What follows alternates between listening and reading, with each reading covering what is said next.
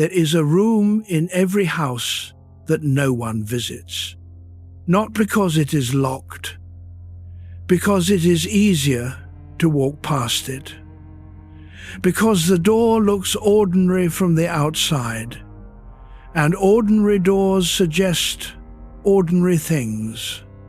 But some rooms, once you step through them, change the dimensions of everything else. Tonight, you are in bed. The house has gone still. Whatever happened today has settled somewhere beneath the surface. Your body knows how to rest. Your mind is still finding its way. Carl Jung spent 60 years drawing maps of that room. He called it the psyche, the whole of the inner life, not just the part we use in daylight. He was a Swiss psychiatrist working in Zurich at the turn of the 20th century, and what he discovered is still, more than 100 years later, the most thorough account we have of what lives inside a human being. Tonight, that map is yours to walk. We are not going to cover this territory quickly. There is no reason to. You are not going anywhere. The ideas will come slowly, in layers, the way understanding actually works, not as a sudden flood, but as water finding its level over time. Let your body settle. Feel where the weight of you meets the surface beneath you, the heaviness in your legs, the small release in your jaw when you stop clenching. Jung was born in 1,875 inches, the village of Keswil, on the southern shore of Lake Constance in Switzerland. His father was a country pastor. His mother was a woman who, he wrote later, seemed to carry two entirely separate personalities, one warm and domestic, one strange and archaic, as if something older lived behind her eyes at night. He grew up watching people carry more than oneself at once. That observation never left him. By the time he reached the University of Basel, he had read Kant and Schopenhauer and Nietzsche. He had read Goethe. He had read the mystic Meister Eckhart, who wrote in 14th century Germany that the soul contains depths it has never fully sounded. When Jung arrived at psychiatry, he brought all of that reading with him. The map he spent his life drawing was not drawn from nothing. It was drawn from everything he had already seen. He began his clinical work at the Burghölzli Psychiatric Hospital in Zurich in 1900. He worked under Eugen Bleuler, who would later coin the term schizophrenia. He listened to patients, really listened, which was not common practice then. He ran word association tests. He recorded dreams. He sat with people others had given up on and tried to hear what they were saying beneath what they were saying. And he began to suspect that the mind had layers. There are two kinds of knowing, and tonight we are moving slowly toward the second. The first kind is the kind you use in daylight, organized, labeled, useful for navigating deadlines and conversations and the ordinary demands of a day. The second kind is older. It does not announce itself. It moves through images and feelings and the sudden sense that something is true before you can explain why. Jung called the first kind consciousness. The second kind was everything else. Between them, he found 8 layers of depth.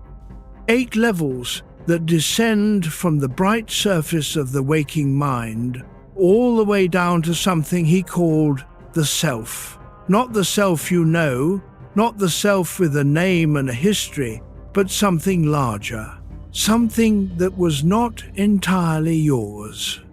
We will reach it. But not yet. Tonight, we walk these levels one at a time, slowly. The way you walk through a museum after the lights have dimmed and the crowds have gone, and the only sound is your own breath and the soft echo of your steps in a room full of things that have been waiting a long time to be seen. The map begins here, in this room. Breathe. Chapter 2. Jung and the Mystery of Consciousness. Carl Jung was 25 years old when he first read Krafft Ebing's textbook on psychiatry. He wrote later that when he reached the introduction, something happened that he could not quite explain. He put the book down, picked it up, read the introduction again. Krafft Ebing described psychiatric illness as diseases of the personality. That phrase stopped him in place. Not diseases of the brain exactly, not disorders of the blood or the nerves, but something wrong in the personness of a person, something that touched the inner life directly. He decided then and there to specialize in psychiatry. His friends thought it was a step down. Psychiatry in 1900 was not the prestigious specialty. It was the discipline that dealt with the people no one else knew what to do with, the people who heard things, who lost the thread, who arrived at the hospital in states that no textbook had adequately named. But Jung was not looking for prestige. He was looking for the room he had been walking past his whole life. The mystery of consciousness was not an abstract problem for him. It was personal. He had grown up in a house where the inner life leaked through in ways that defied ordinary explanation. And he had his own version of it, a sense from boyhood that he carried two different selves. A schoolboy self that learned Latin and played games and spoke to adults in appropriate tones. And a separate, older, quieter self that watched the first one from a great distance, with something that was not quite amusement and not quite grief. He did not know what to call that second self. He only knew it was there. William James, writing in his Principles of Psychology in 1890 inches, Cambridge, Massachusetts, had tried to describe the same phenomenon. Consciousness, James argued, is not a thing. It is a process. It flows. He called it the stream of consciousness. Not a container full of thoughts, but something more like a river, always moving, always changing, never stepping into the same current twice. Jung read James. He agreed with the stream, but he believed the stream had a source that James had not fully mapped. The surface of the water, the bright, visible flow of waking thought, was only part of it. Below the surface, the current moved differently. It moved through images and associations that had a strange independence from conscious will. And below that, there was something older still, something that did not belong to any single person's history, something your body has always known before your mind caught up.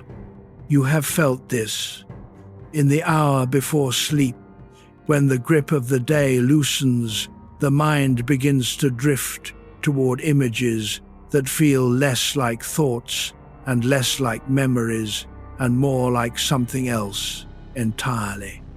A face from 30 years ago, a color with no name, a sentence that begins and does not finish, not quite dream, not quite waking, the space between. Jung called this the antechamber of the unconscious, the waiting room where the deeper mind briefly becomes visible. He spent 40 years learning the language spoken in that room.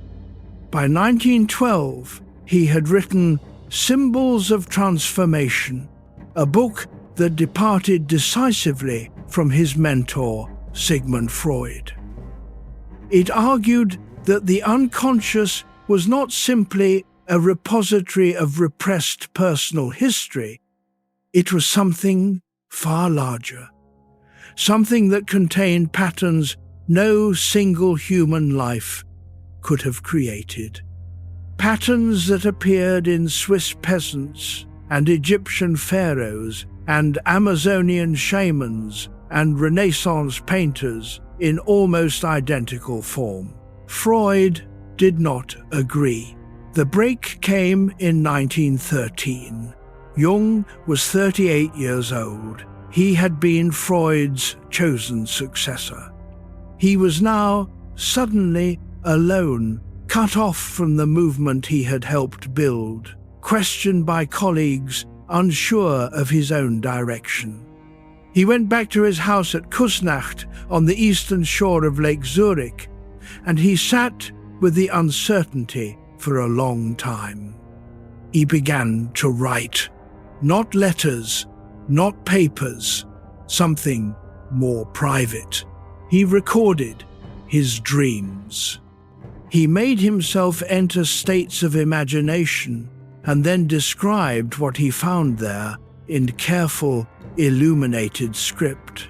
The manuscript eventually became what he called the Liber Novus, the Red Book, a record of a descent into his own inner world that he kept almost entirely secret for decades.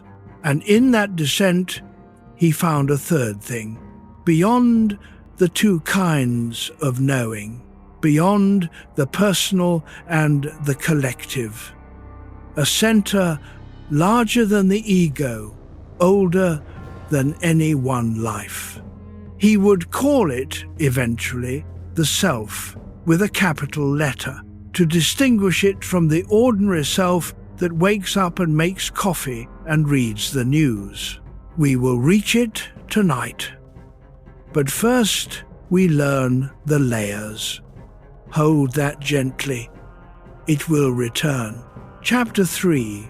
Why awareness is only a surface. You are aware of a small fraction of what your brain is doing right now.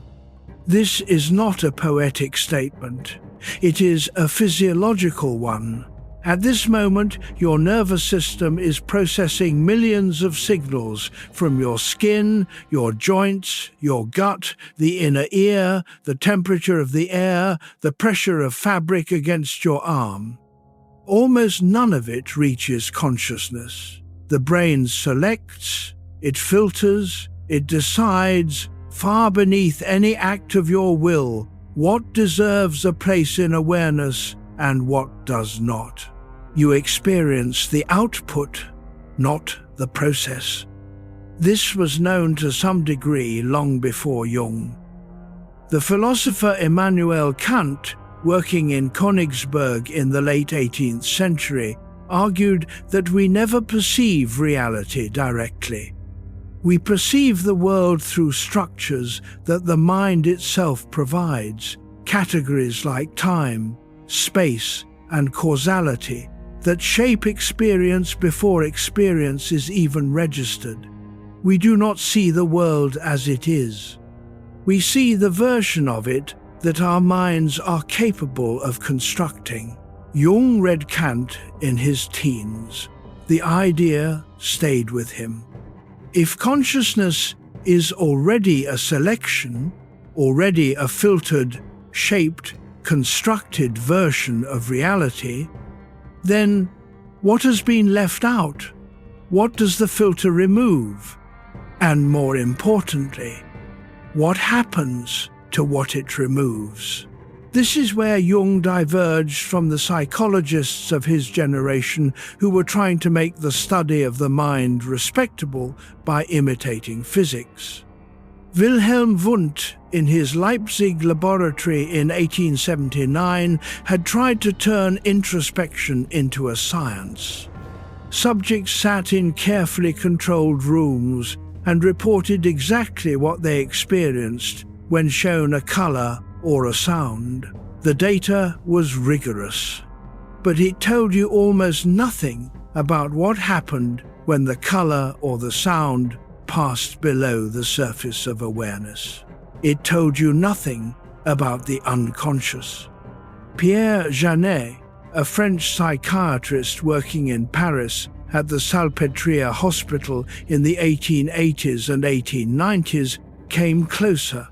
Janet observed that some of his patients seemed to have entire portions of their mental life operating independently, dissociated from the rest of consciousness, running in parallel, shaping behavior without ever entering awareness. He called this psychological automatism. Consciousness, he argued, has a ceiling for complexity.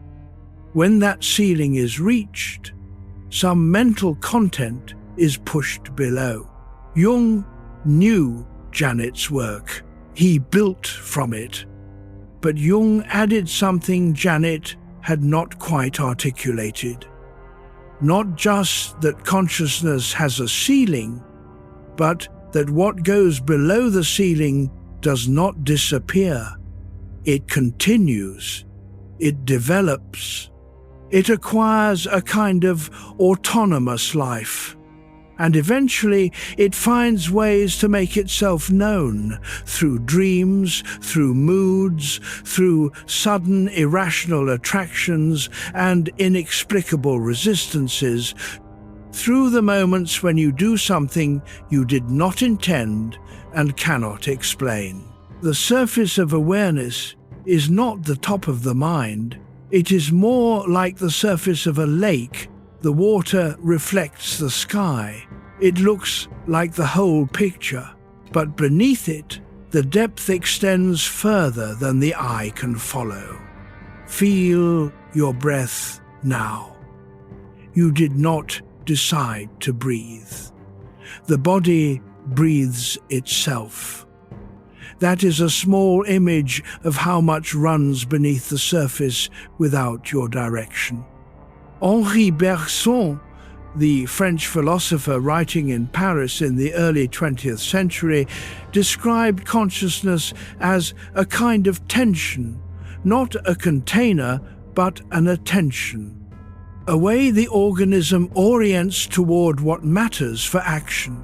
And everything that is not relevant to the current moment of action is not destroyed, it is simply stored, sedimented, waiting below the moving present like geological strata.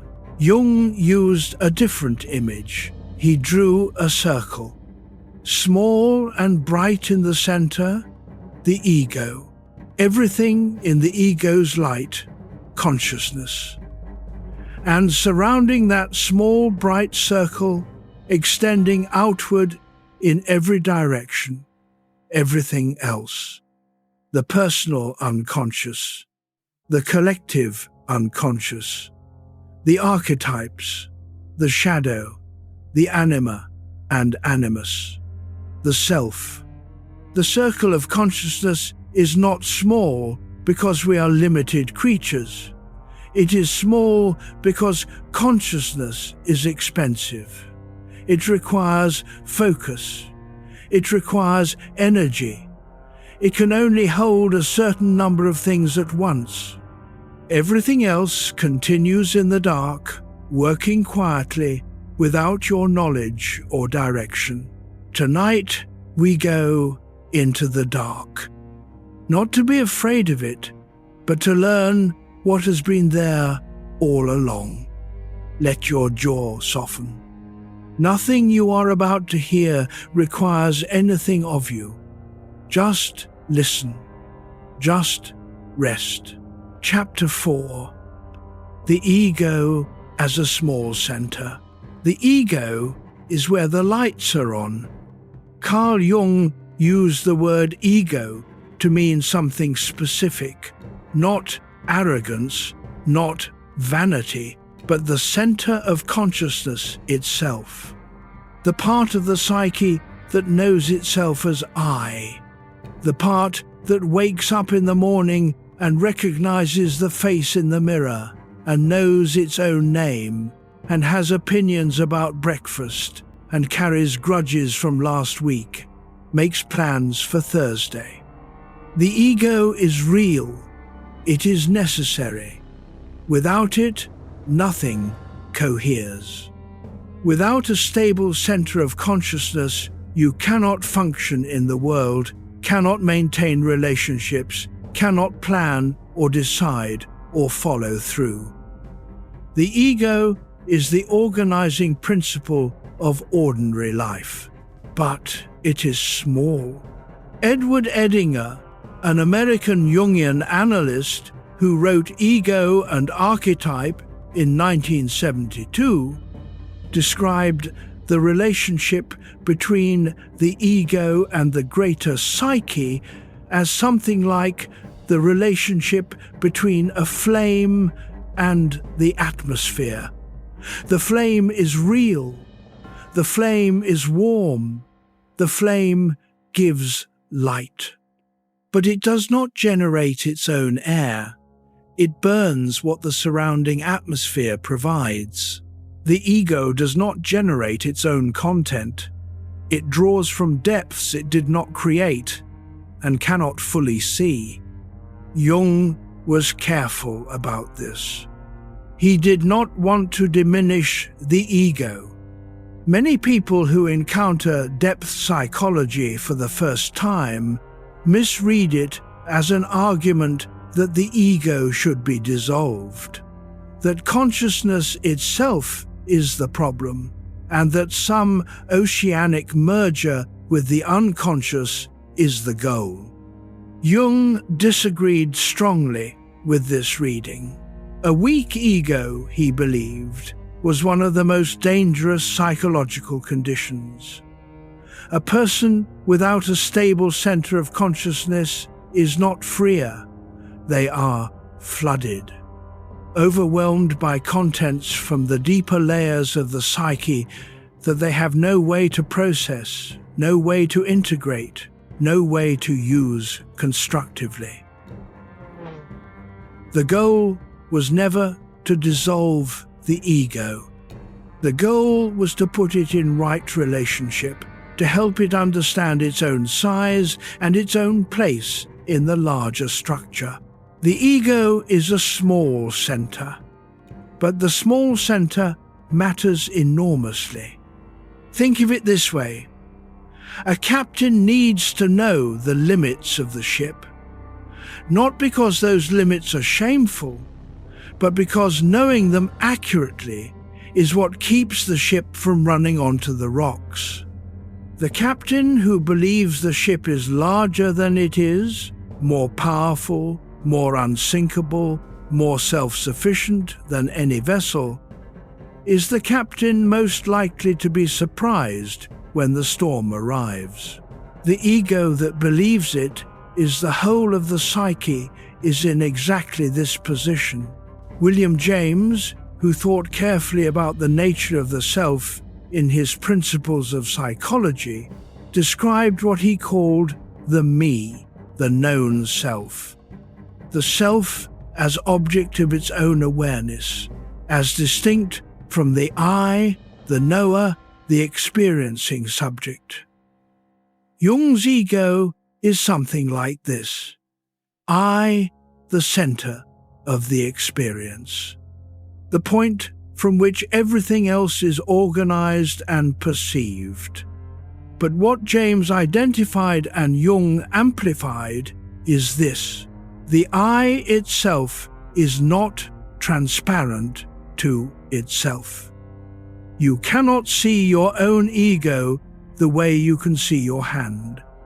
You can only infer it from its effects, from the choices it makes, from the things it avoids, from the patterns that repeat in your life regardless of your conscious intentions. The ego is not the whole self. It is the self that thinks it might be. This distinction is not a problem to fix.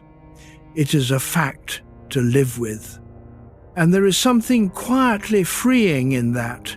The realization that you are not solely responsible for managing the entire depth of your own psyche, that there are levels beneath the ego doing their own work, compensating, processing, offering, through dreams and moods and sudden insights, the material that consciousness has not yet integrated.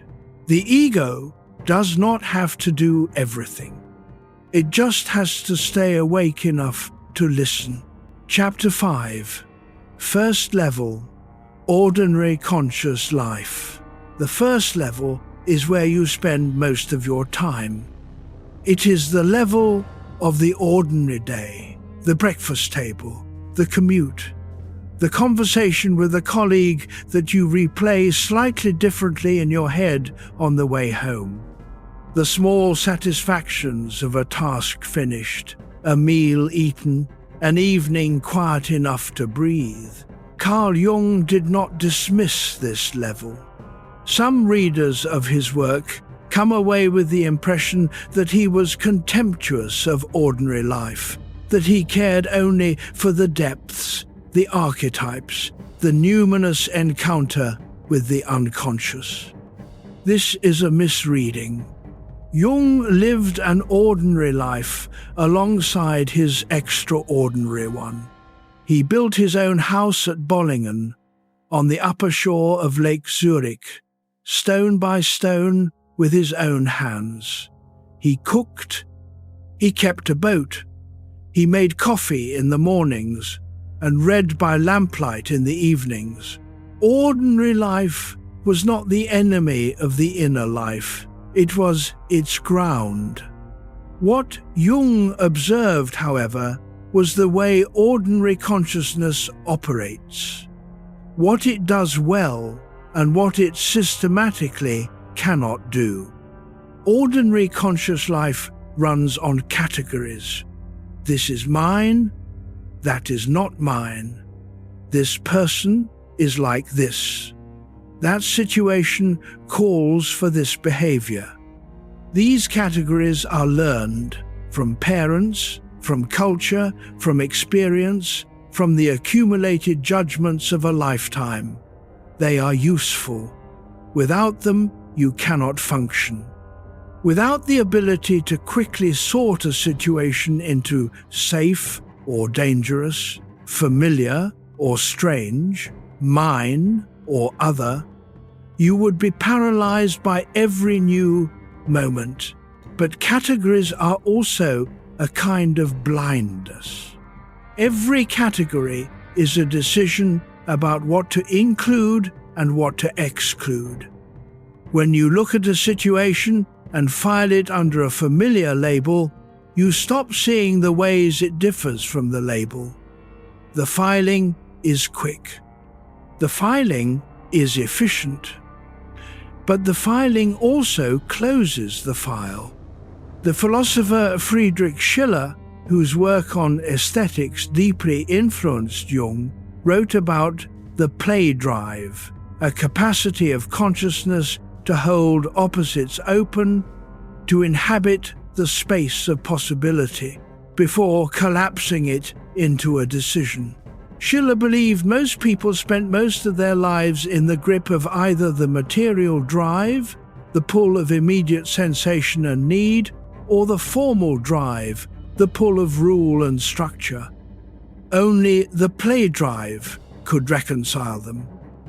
Only in the openness of genuine play could consciousness stop categorizing long enough to actually see. Jung absorbed this. He thought ordinary consciousness, at its best, is capacious, genuinely open to what a situation actually contains. And at its worst, it is a machine for sorting experience into boxes that were built a long time ago. Tonight, you are in ordinary conscious life right now. Reading is an ordinary conscious activity. Listening is an ordinary conscious activity. You are using the first level. You are sorting words into meanings. You are tracking an argument. You are doing what the first level does well. But notice what else is happening. There is something moving at the edge of your awareness right now. A feeling that is not quite a thought. A pull towards sleep that is not quite a decision. A background hum of whatever the day left behind that you have not yet fully processed. You did not choose to feel these things. They arrived on their own. That is the level beneath this one, beginning to make itself known. Let your body settle more deeply. Feel the weight along your spine. The first level will always be here when you need it. The categories will be waiting. The sorting will resume tomorrow. For now, let the categories loosen. Let the neat filing of the day come gently apart. The bed is still. The room holds its ordinary silence. Nothing here requires sorting tonight. We are about to go one level down. Chapter 6. Attention, Thought, and the Day Self. The self you know best is the one who manages the day. It wakes at a particular time. It has preferences: coffee or tea, window or aisle, quiet or background noise. It has obligations it keeps, and some it postpones. It speaks to people in tones it has learned are appropriate for each of them. It makes small decisions constantly, almost without noticing, and larger decisions with the sensation of effort, of weight, of consequence. This is the day self, the organized, navigating, functioning version of you that moves through the world from one obligation to the next. It is real, it is yours, and it is not all of you. The psychologist William James, in his Principles of Psychology written in Cambridge in 1890, described attention as the taking possession of the mind in clear and vivid form of one out of several simultaneously possible things. Not everything that could be experienced is experienced. The conscious mind selects, and what it selects reflects its priorities, its fears, its hopes, and its history. Attention is not neutral. It is shaped. Jung took this observation further. He developed a theory of psychological types, published in his 1921 book, Psychological Types, after years of trying to understand why intelligent, well-meaning people could look at the same situation and see it so differently. He proposed that people differ in two fundamental orientations, introversion and extroversion, and in four functions of consciousness: thinking, feeling, sensation, and intuition. Each person, he argued, has a primary function, the one that is most developed, most trusted, most relied upon. And each person has an inferior function, the one that is least developed, most primitive, most easily overwhelmed. The inferior function is where the unconscious presses closest to the surface. A man who is primarily a thinker, who relies on logical analysis to navigate the world, tends to have an underdeveloped feeling function. Not that he does not feel, but that his feelings have never been refined, never been trusted, never been given the same careful attention he gives his thoughts. They remain crude, they arrive unannounced. They sometimes overwhelm him in situations where he least expects it, at a piece of music, or a child's face, or a particular quality of light in late afternoon. He does not know what to do with them.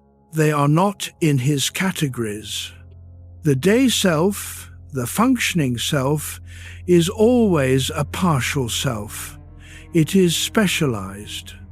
It runs on the functions that have been most rewarded by parents, by schools, by workplaces, by cultures that prefer certain modes of knowing over others. What it does well, it does very well. What it cannot do, it tends not to notice it cannot do. Henri Bergson, the French philosopher whose work on consciousness and time influenced the generation of thinkers just before Jung, described the ordinary intellect as a kind of cinematograph. It breaks the flowing stream of experience into still frames and calls that sequence motion. This is not wrong exactly, but it mistakes the representation for the thing itself. The day self does this too. It breaks the fluid, ambiguous, many-leveled reality of the inner life into manageable still frames, decisions, categories, names, plans. These are useful. They are necessary. But right now, as you rest, the cinematograph is slowing down. The frames are coming less frequently. The motion of the day is separating back into something more fluid, something more honest, something closer to what experience actually is when the pressure to manage it has lifted. This is what the night does. It gives the day self-permission to pause, and in the pause, the other layers begin to speak. Notice your breath. Not the breath you manage, the one that simply moves, the one the body knows without being told. That breath is older than the day self. It was breathing before your name. It will breathe after your last thought. We are moving now to the level just beneath the surface. Chapter 7, second level, the personal unconscious. Just beneath the surface of what you know, there is a layer of what you almost know. Carl Jung called it the personal unconscious. It is the second level, and it is the most accessible of the unconscious regions, the one most directly linked to your particular history, your particular life, your particular accumulation of experience. It contains everything that was once conscious and has since been forgotten. Everything that slipped below the threshold of awareness because it was no longer relevant, or too painful, or simply too old to maintain its place in the foreground of the mind. It contains perceptions that were registered but never fully noticed, emotions that were felt but never fully processed, knowledge that was learned and then stored in a place where you no longer think to look. Much of what is in the personal unconscious is not dramatic. It is simply the residue of a life. You have a memory of a kitchen from childhood, not a specific memory, not a story you could tell, but a texture, a smell, the way the light fell across a linoleum floor on winter mornings. You do not know you carry this until something almost identical appears in a room you have never entered, and you feel, for no rational reason, that you have been here before, that this place is somehow safe, or somehow wrong. The personal unconscious is the architecture of all the rooms you have passed through. Jung's work with the personal unconscious began with a technique he developed in 1904 and 1905 at the Berg-Holzli, the word association test. He would read a list of 100 words aloud to a patient. The patient was asked to respond to each word as quickly as possible with the first word that came to mind. Jung timed the responses. He noted hesitations, unusual associations, repeated themes, moments when the patient seemed briefly confused. The patterns in the responses revealed what he called complexes, clusters of charged material organized around a central emotional theme. A patient who consistently hesitated on words related to mothers, or to authority, or to money, had a complex in those areas. Something in those territories was pulling at the automatic responses, slowing them, distorting them, bending them toward content that carried emotional weight. The complex, Jung said, is not invented. It is real. It has its own energy. It behaves, in some respects, as a kind of splinter personality, an autonomous fragment of the psyche that acts with its own agenda. You have complexes. Everyone does. They are not pathological by definition. They become problematic only when their influence on behavior is not recognized. When you find yourself repeatedly reacting in ways you cannot explain, returning to patterns you have resolved to change, feeling in the grip of something you did not choose. Sigmund Freud had mapped this territory too, though with different emphases. Freud believed the primary contents of the personal unconscious were repressed wishes, material that had been actively pushed out of awareness because it conflicted with the demands of conscience or culture. Jung accepted repression as a real mechanism. But he did not believe it was the only one. Material could also enter the unconscious simply by being forgotten, by fading, by drifting below the threshold of relevance without any active force of suppression. And this forgotten material was no less influential for being forgotten. In some ways it was more so, because the forgotten is harder to catch than the repressed. The repressed at least leaves traces of anxiety. The merely forgotten simply operates without footprints. Feel the weight of your body now. Notice whatever is in your mind. There will be something, a thread left over from the day, a face that appeared for no clear reason, a feeling with no obvious source. This is the personal unconscious doing what it does, cycling material through awareness in the loosened state of rest, offering back to consciousness the things it did not quite finish with. You do not have to do anything with it tonight. Just notice it is there. The second level is not threatening. It is, in a sense, simply the rest of what you are. Chapter 8. Forgotten Memory Still Lives. In 1889, the French psychiatrist Pierre Janet stood in a ward at the Salpêtrière Hospital in Paris and watched a woman reenact a scene from her past. She did not know she was reenacting it. She believed in that moment that the events of 30 years ago were happening now. Her body had remembered what her conscious mind had buried. Her hands moved. Her voice changed.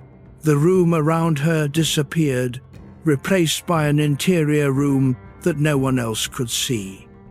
Janet called this phenomenon a fixed idea, a fragment of memory so charged with emotion that it could not be integrated into the flow of ordinary consciousness. It split off. It persisted underground. And when the right trigger appeared, a smell, a sound, a quality of light, it erupted back into the present with the full force of the original event. This is what Janet taught Jung. Not through direct instruction, they worked in different countries in overlapping years, but through the literature. Jung read Janet carefully. He cited him. He built from his observations. Forgotten memory is not erased memory. That is the key insight of the second level. The material that falls below the surface of awareness does not disappear. It enters a kind of suspended state, still organized, still charged, still capable of activation. Under certain conditions, it surfaces. In dreams, fragments of forgotten experience arrive in disguised form. In moments of strong emotion, old patterns reassert themselves with a force that seems disproportionate to the present situation.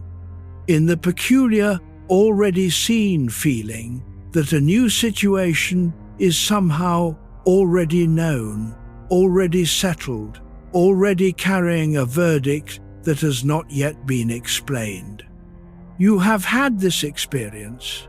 You have walked into a new situation and known immediately, without being able to say why, that something about it was wrong, that a person was not to be trusted, that a place was not safe, or the opposite, that something felt true before you could argue for it. This is not mysticism. It is the personal unconscious doing pattern recognition faster than conscious thought can move. The stored experience of a lifetime creates a template. New situations are matched against it before they reach awareness. The match happens first. The explanation comes second, if it comes at all. And sometimes it does not come. The sense of knowing remains wordless, inexplicable, certain. Bessel van der Kolk, the Dutch-American psychiatrist who wrote The Body Keeps the Score, documented what Janet had observed in far more clinical detail. Traumatic experience, he found, does not follow the same consolidation pathways as ordinary memory. It does not become a narrative. It does not age into the past tense. It stays in the body, in tight shoulders, shallow breathing, a startled response that does not match the present danger level. The body remembers what the mind has agreed not to think about. This is not limited to trauma in the clinical sense. It applies to smaller things too. The posture you adopt in the presence of authority figures, the way your stomach changes before a difficult conversation, the reflex that reaches for food or distraction or another task at the first sign of emotional discomfort. These are the fingerprints of forgotten memory. They are real. They are specific.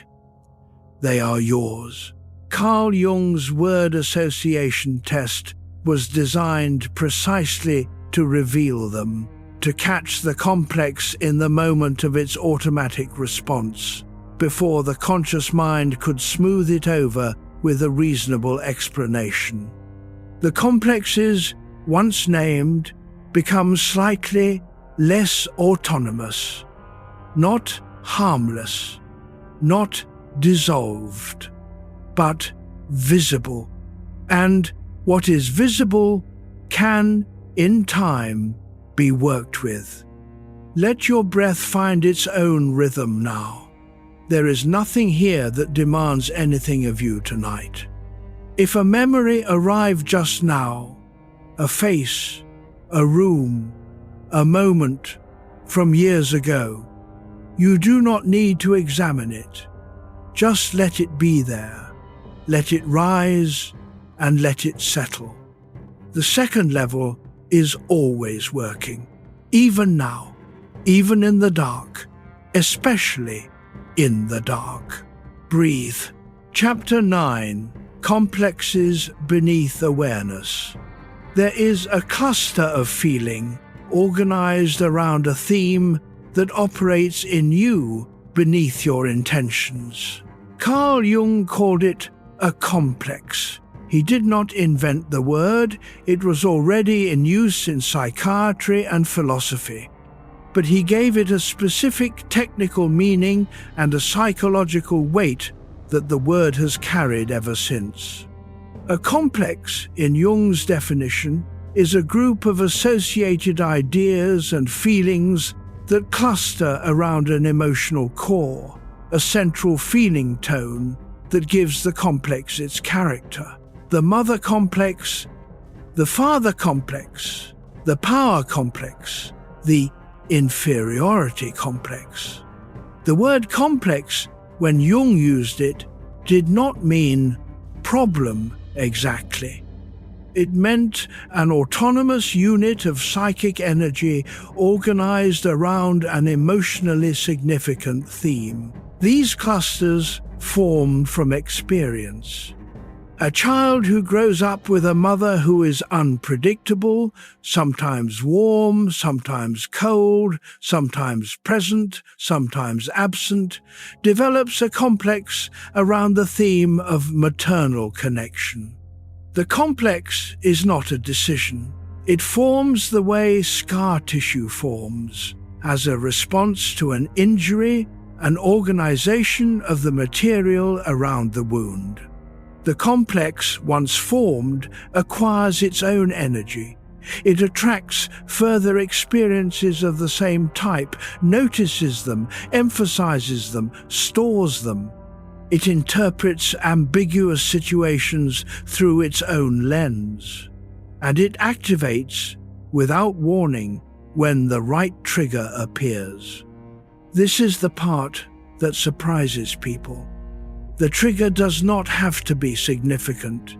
It does not have to be obviously related to the original wound. A tone of voice, a posture, a quality of silence in a room. Something in the present moment that matches something in the pattern the complex has built, and suddenly the response is not proportionate to the present moment. It is proportionate to everything the complex has been storing. The emotional reaction you have that you know is too large for the situation, that is often a complex at work. Jung described the complex as behaving like a separate personality within the psyche. It has its own perspective, its own priorities, its own history. It does not consult the ego before activating. It simply moves. Alfred Adler, the Viennese psychiatrist who worked alongside Freud before developing his own approach, wrote extensively about the inferiority complex, the sense of fundamental inadequacy that can organize an entire life around compensation. Adler saw it everywhere. The person who becomes aggressive because somewhere inside they feel small.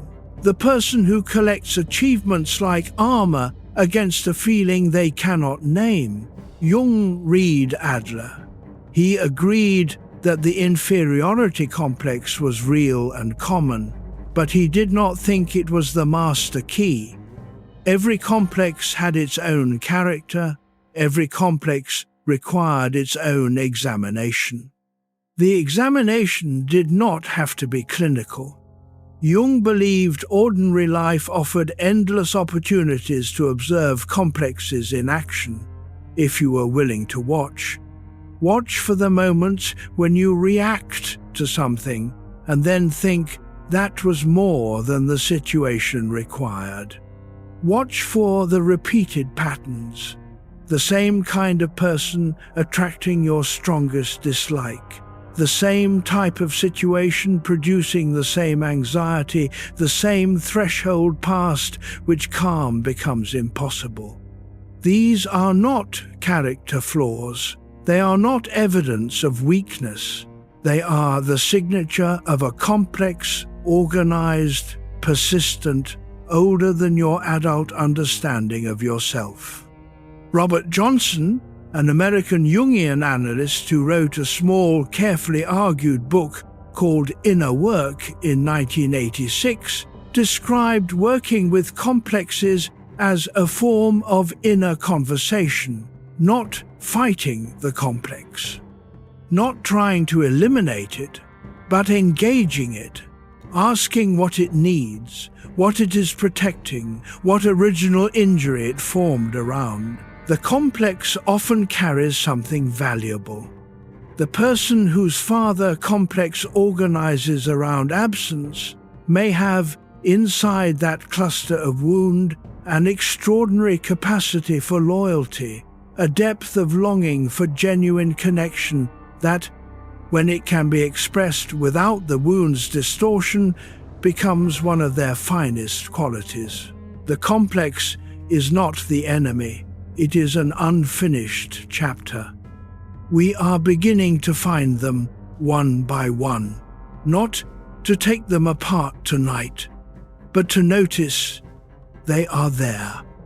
Notice if anything in this chapter landed more heavily than the rest. That weight is a clue. It is not a problem. It is an invitation. Chapter 10. Anxiety from unknown sources. You have felt anxiety that had no clear address. Not the clean, specific fear that arrives with a real threat, the near miss on the freeway, the difficult conversations scheduled for morning. That kind of fear is useful. It has an object. It points at something. When the threat passes, it dissolves. This is something different. This is the anxiety that arrives in the absence of obvious danger. The tightness in the chest at the end of a day that went well. The dread that appears in the quiet on a Sunday afternoon. The 3 a.m. wakefulness with no assignable cause, just a current of unease running through everything, refusing to settle. Søren Kierkegaard, the Danish philosopher writing in Copenhagen in the 1840s, was the first to describe this phenomenon with real precision. In The Concept of Anxiety, published in 1844, he wrote that anxiety is the dizziness of freedom, not fear of a specific thing, but the vertigo that arrives when you recognize that you must choose, that the future is genuinely open, that nothing is guaranteed and nothing is fixed. Anxiety, Kierkegaard argued, is not a malfunction. It is what freedom feels like from the inside. Carl Jung read Kierkegaard. He agreed that anxiety has a relationship to the unknown, to the openness of what has not yet been decided.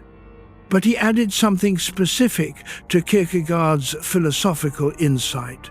The contents of the unconscious are a major source of anxiety precisely because they are unknown. When energy is stored in a complex that has not been recognized, it creates pressure. Psychic energy, in Jung's view, behaves something like water behind a dam. It accumulates. It finds weak points. It seeks any available outlet. And one of the most common outlets is anxiety. a generalized signal that something significant is pressing against the threshold of awareness from below.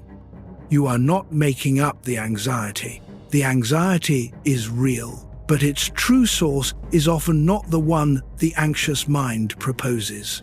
If you have been anxious at night, you know the mind's habit.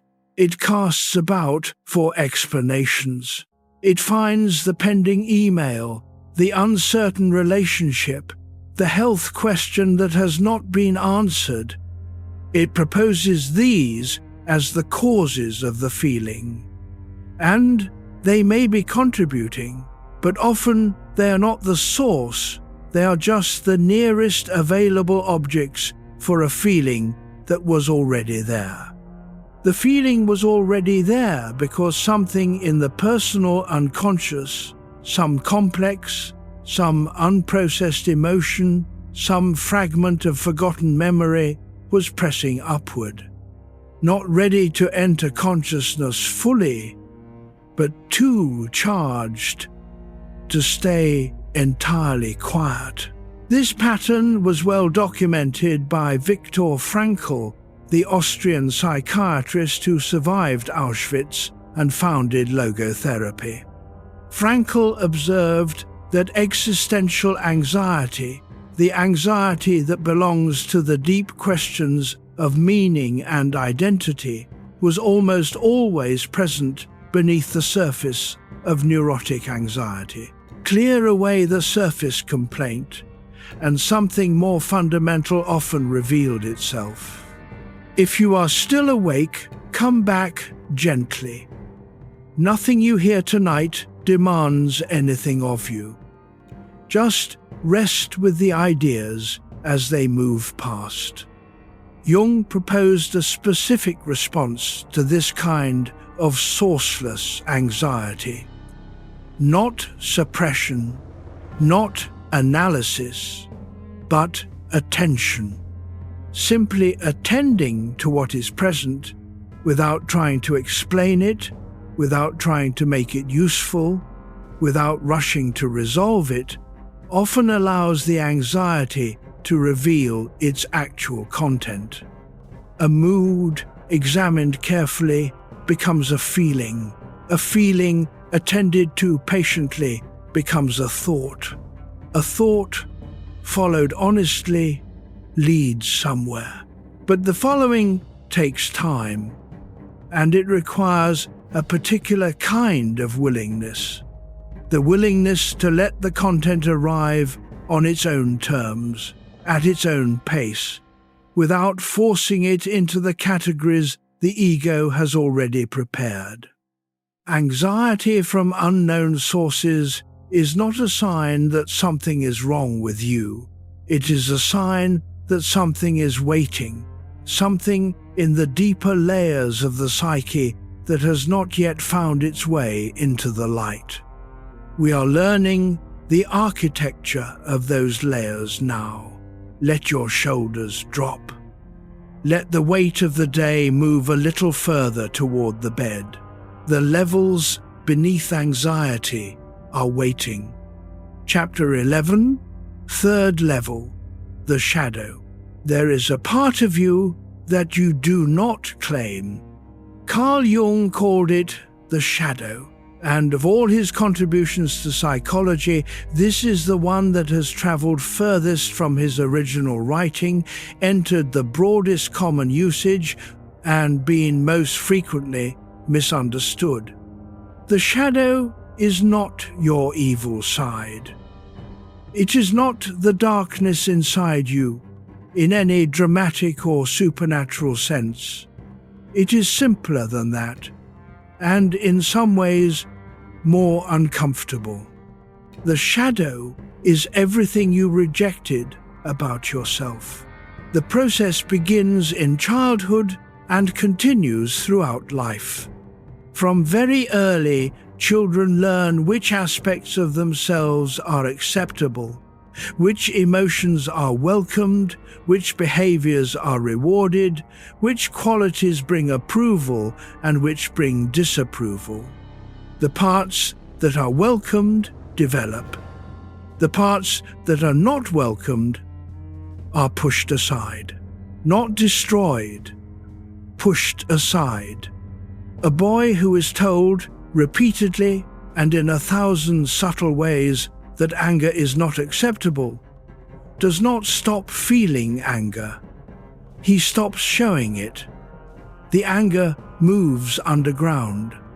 It takes up residence in the shadow, still present, still active, still seeking an outlet, but no longer visible to the boy himself, and therefore no longer available to his conscious management. A girl who learns that her intelligence makes others uncomfortable, that being clever is unwelcome in a particular family or culture, does not stop being intelligent. She stops claiming it. The intelligence moves into the shadow, where it continues to operate now without acknowledgement, shaping her from a layer she cannot see. This is the shadow, the sum of everything the ego refused to identify with. Jung argued that the shadow is not primarily composed of qualities that are objectively negative.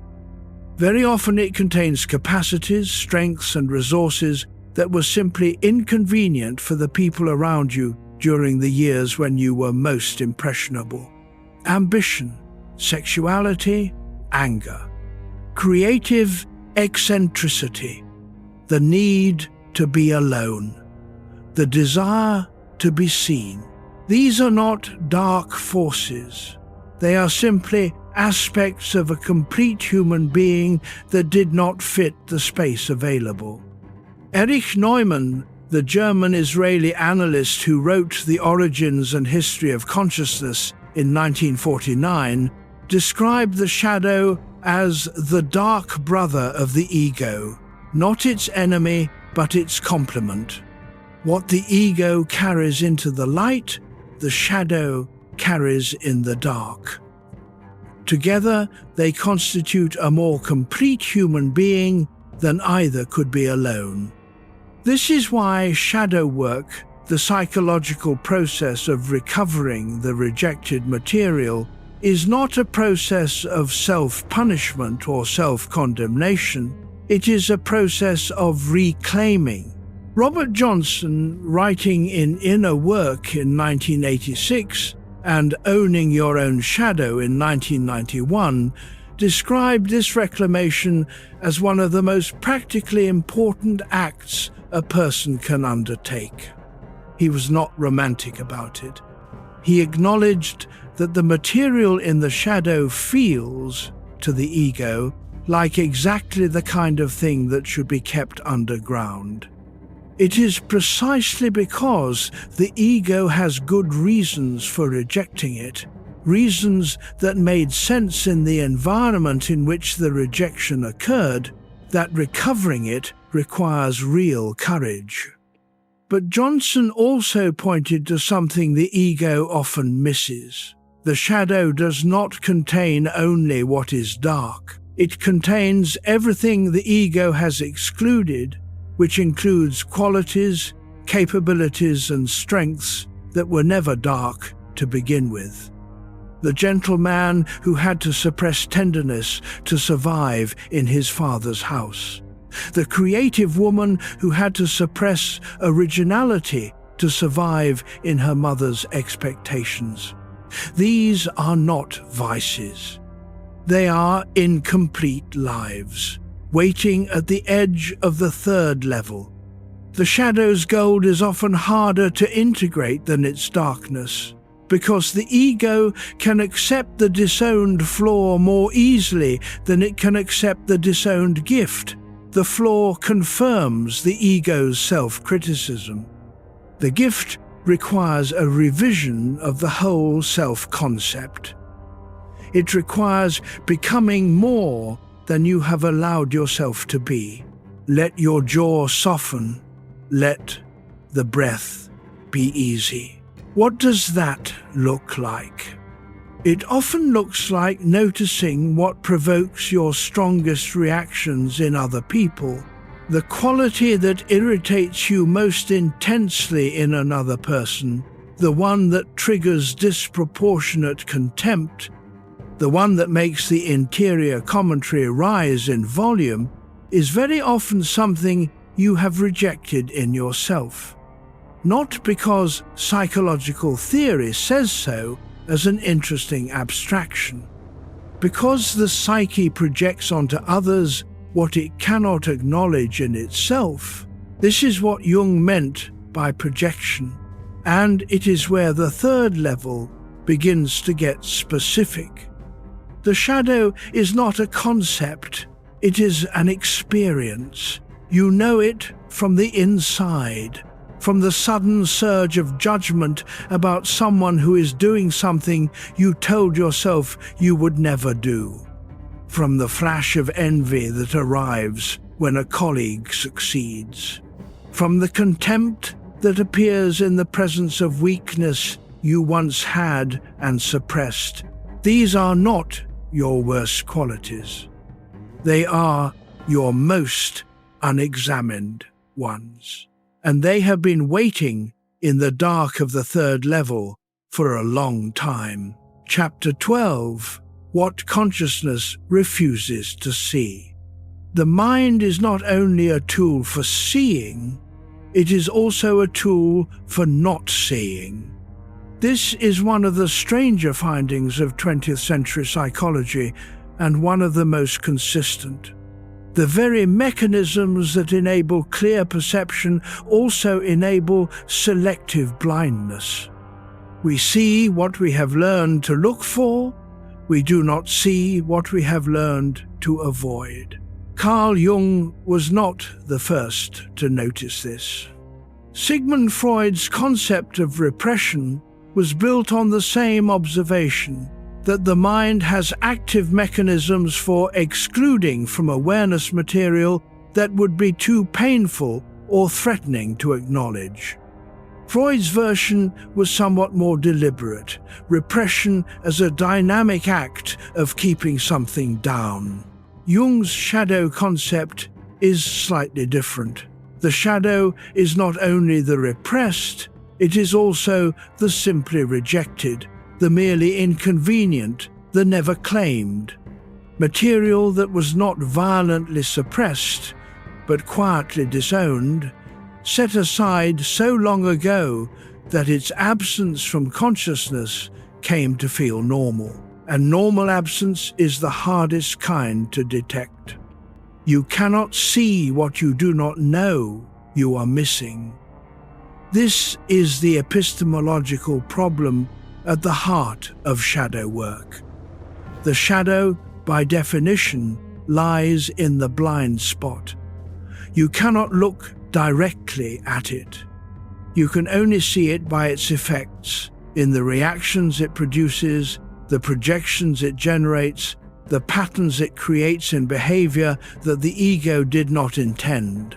Friedrich Nietzsche, writing in Beyond Good and Evil in 1886, described what he called the danger of the good conscience, the state in which a person has become so convinced of their own virtue that they have lost all capacity to notice the ways they cause harm.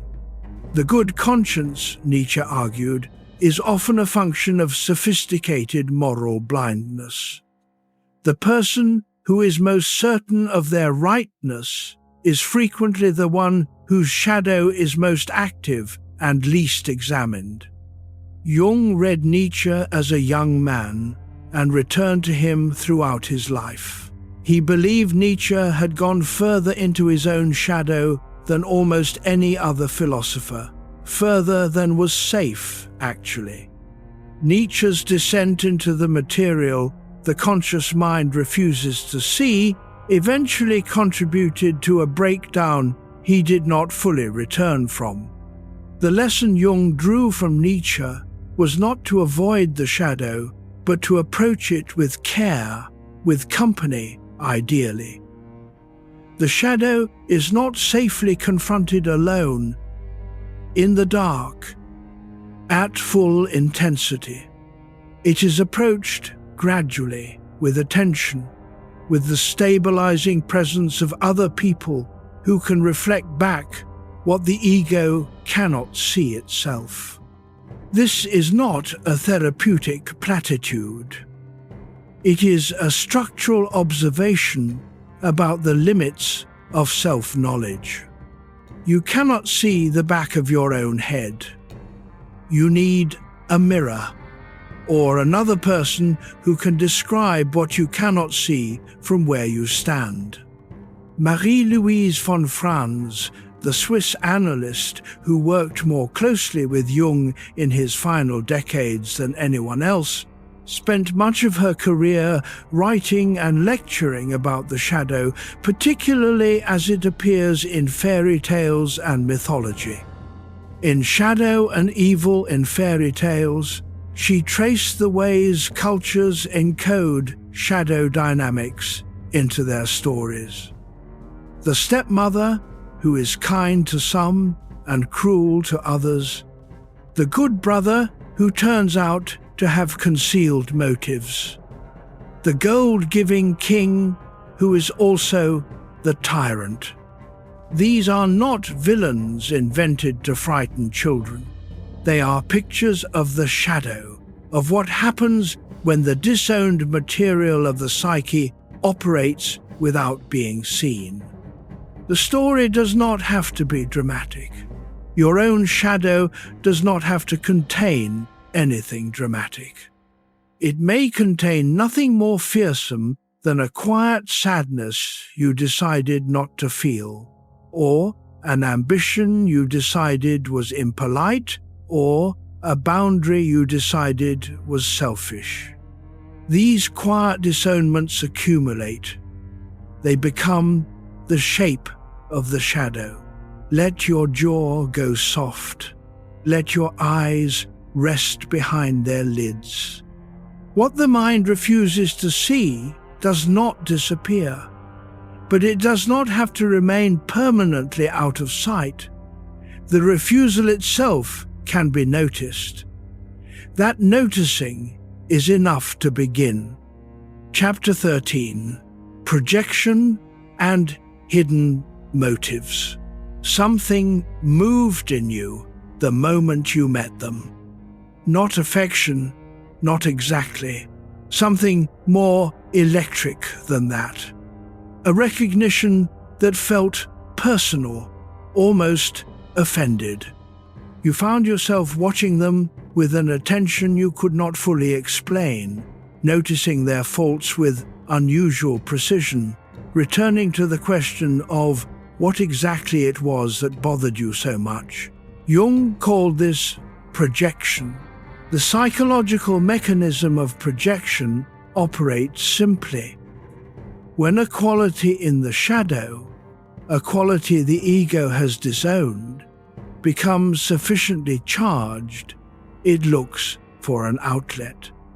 One of the most common outlets is to locate that quality in another person, to see it there clearly and undeniably while remaining entirely unaware that the strength of the seeing is driven by something interior.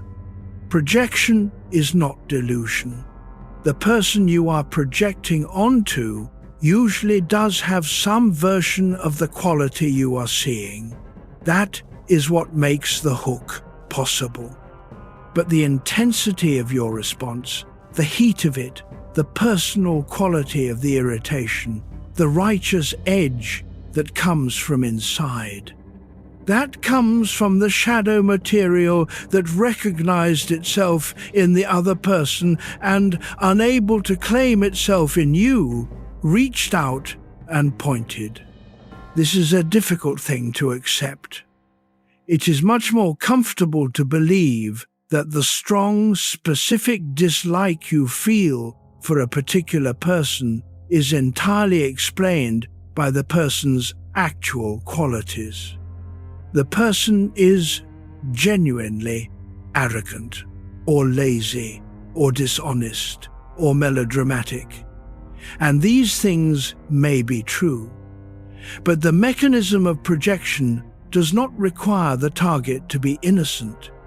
It only requires the emotional charge of your response to exceed what the actual situation would explain. Friedrich Nietzsche had described something related in his analysis of resentment, a French word he used deliberately to describe the particular emotional texture of resentment that cannot acknowledge itself as such. The person in resentment, Nietzsche wrote in On the Genealogy of Morality in 1887, turns their own sense of inadequacy into moral judgment. They cannot say, "I want what you have." They say instead, "What you have is corrupt." The moral language covers the wound. This is not what Jung would call shadow projection exactly. Nietzsche was describing a social and cultural mechanism, not a clinical one. But the structure is similar.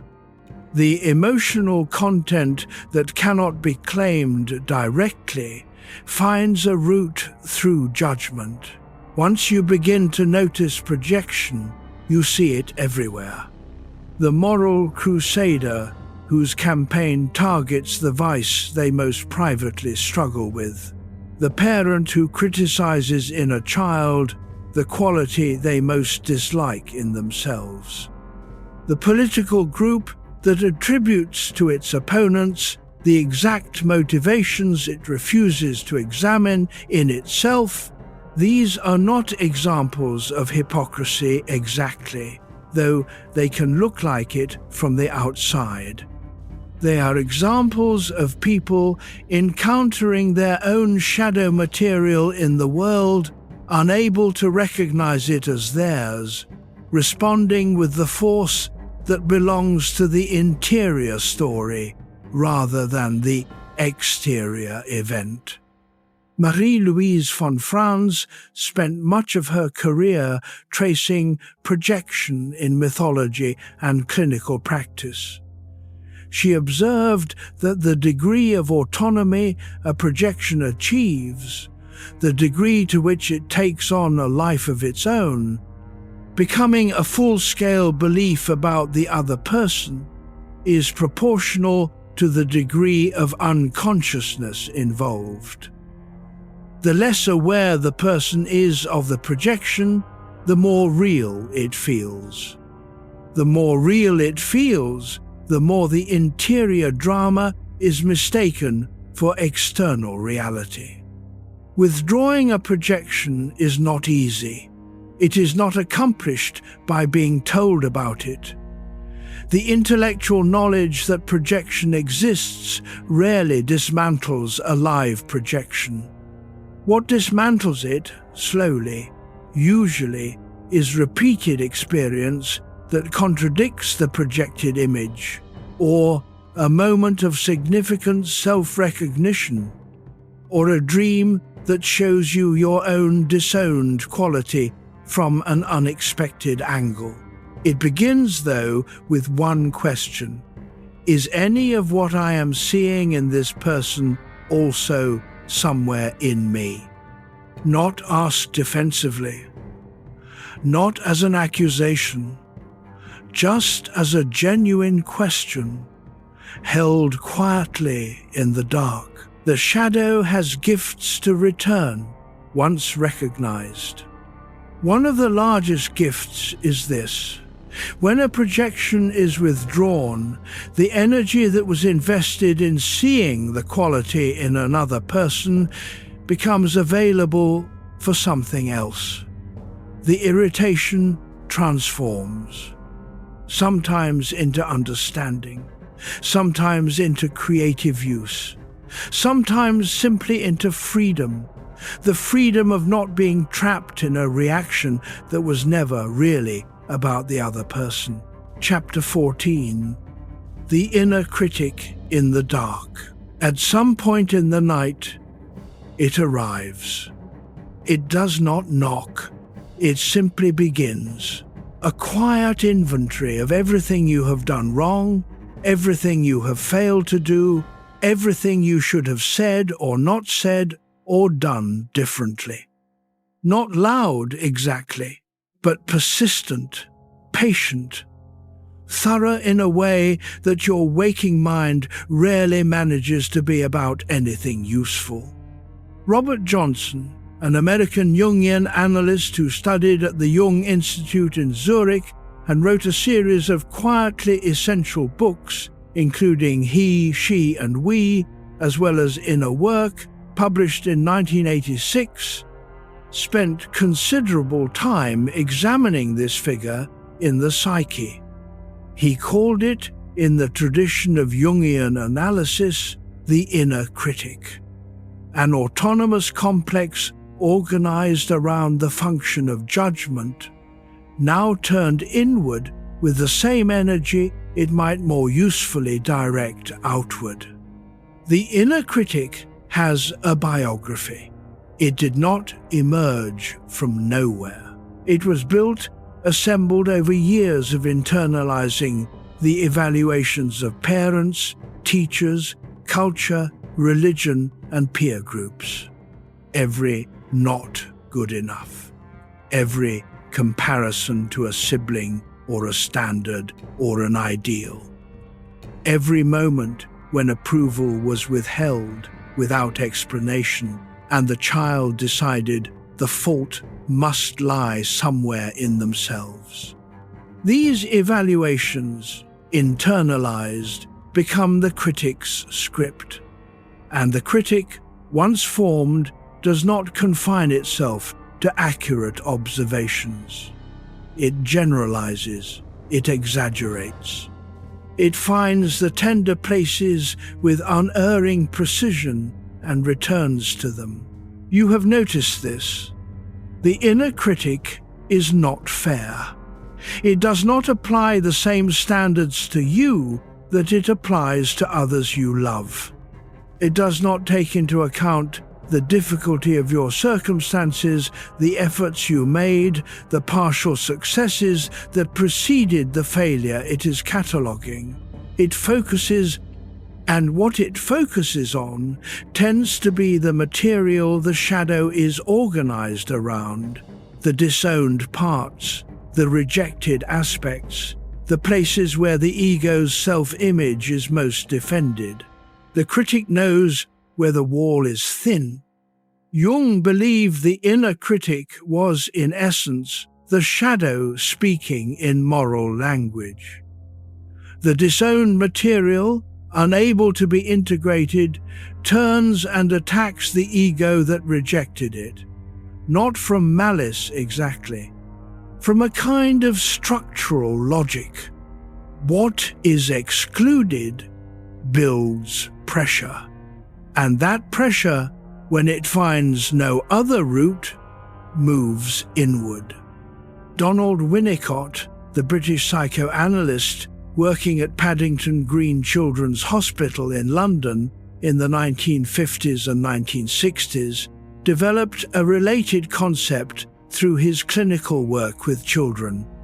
He described the false self, a compliant, performed version of the person, constructed to meet the expectations of caregivers, as being, in adults, the frequent voice of the inner critic.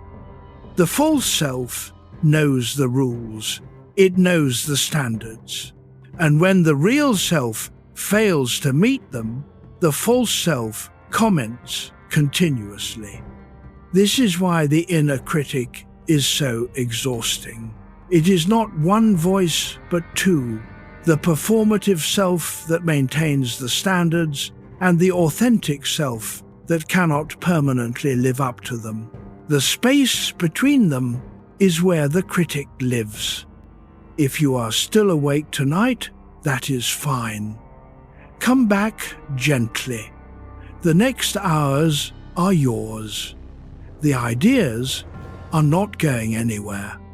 Working with the inner critic requires something counterintuitive, not silencing it, not arguing with it. Arguing with the critic strengthens it. It responds to argument by producing more evidence, more examples, more refined versions of the original charge. What actually softens the critic is understanding where it came from, whose voice it originally was, what it was originally protecting.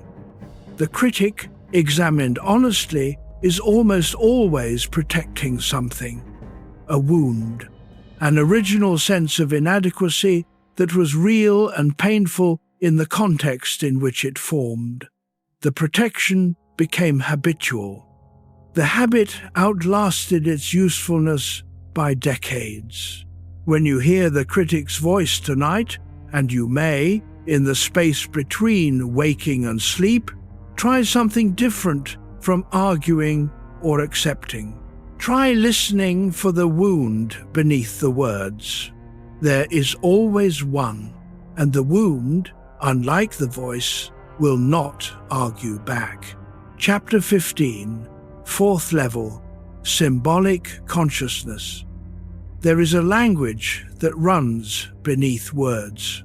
It is the language your dreams use, the language of fairy tales and myths and the images that recur across cultures and centuries in patterns too consistent to be coincidence.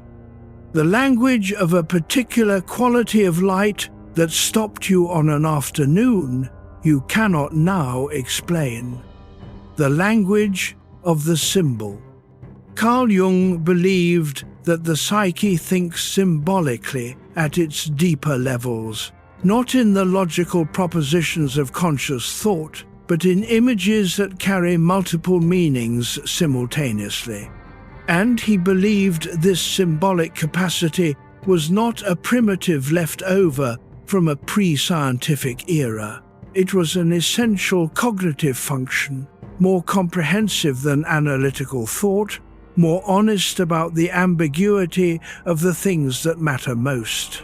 The 4th level is where this symbolic consciousness lives.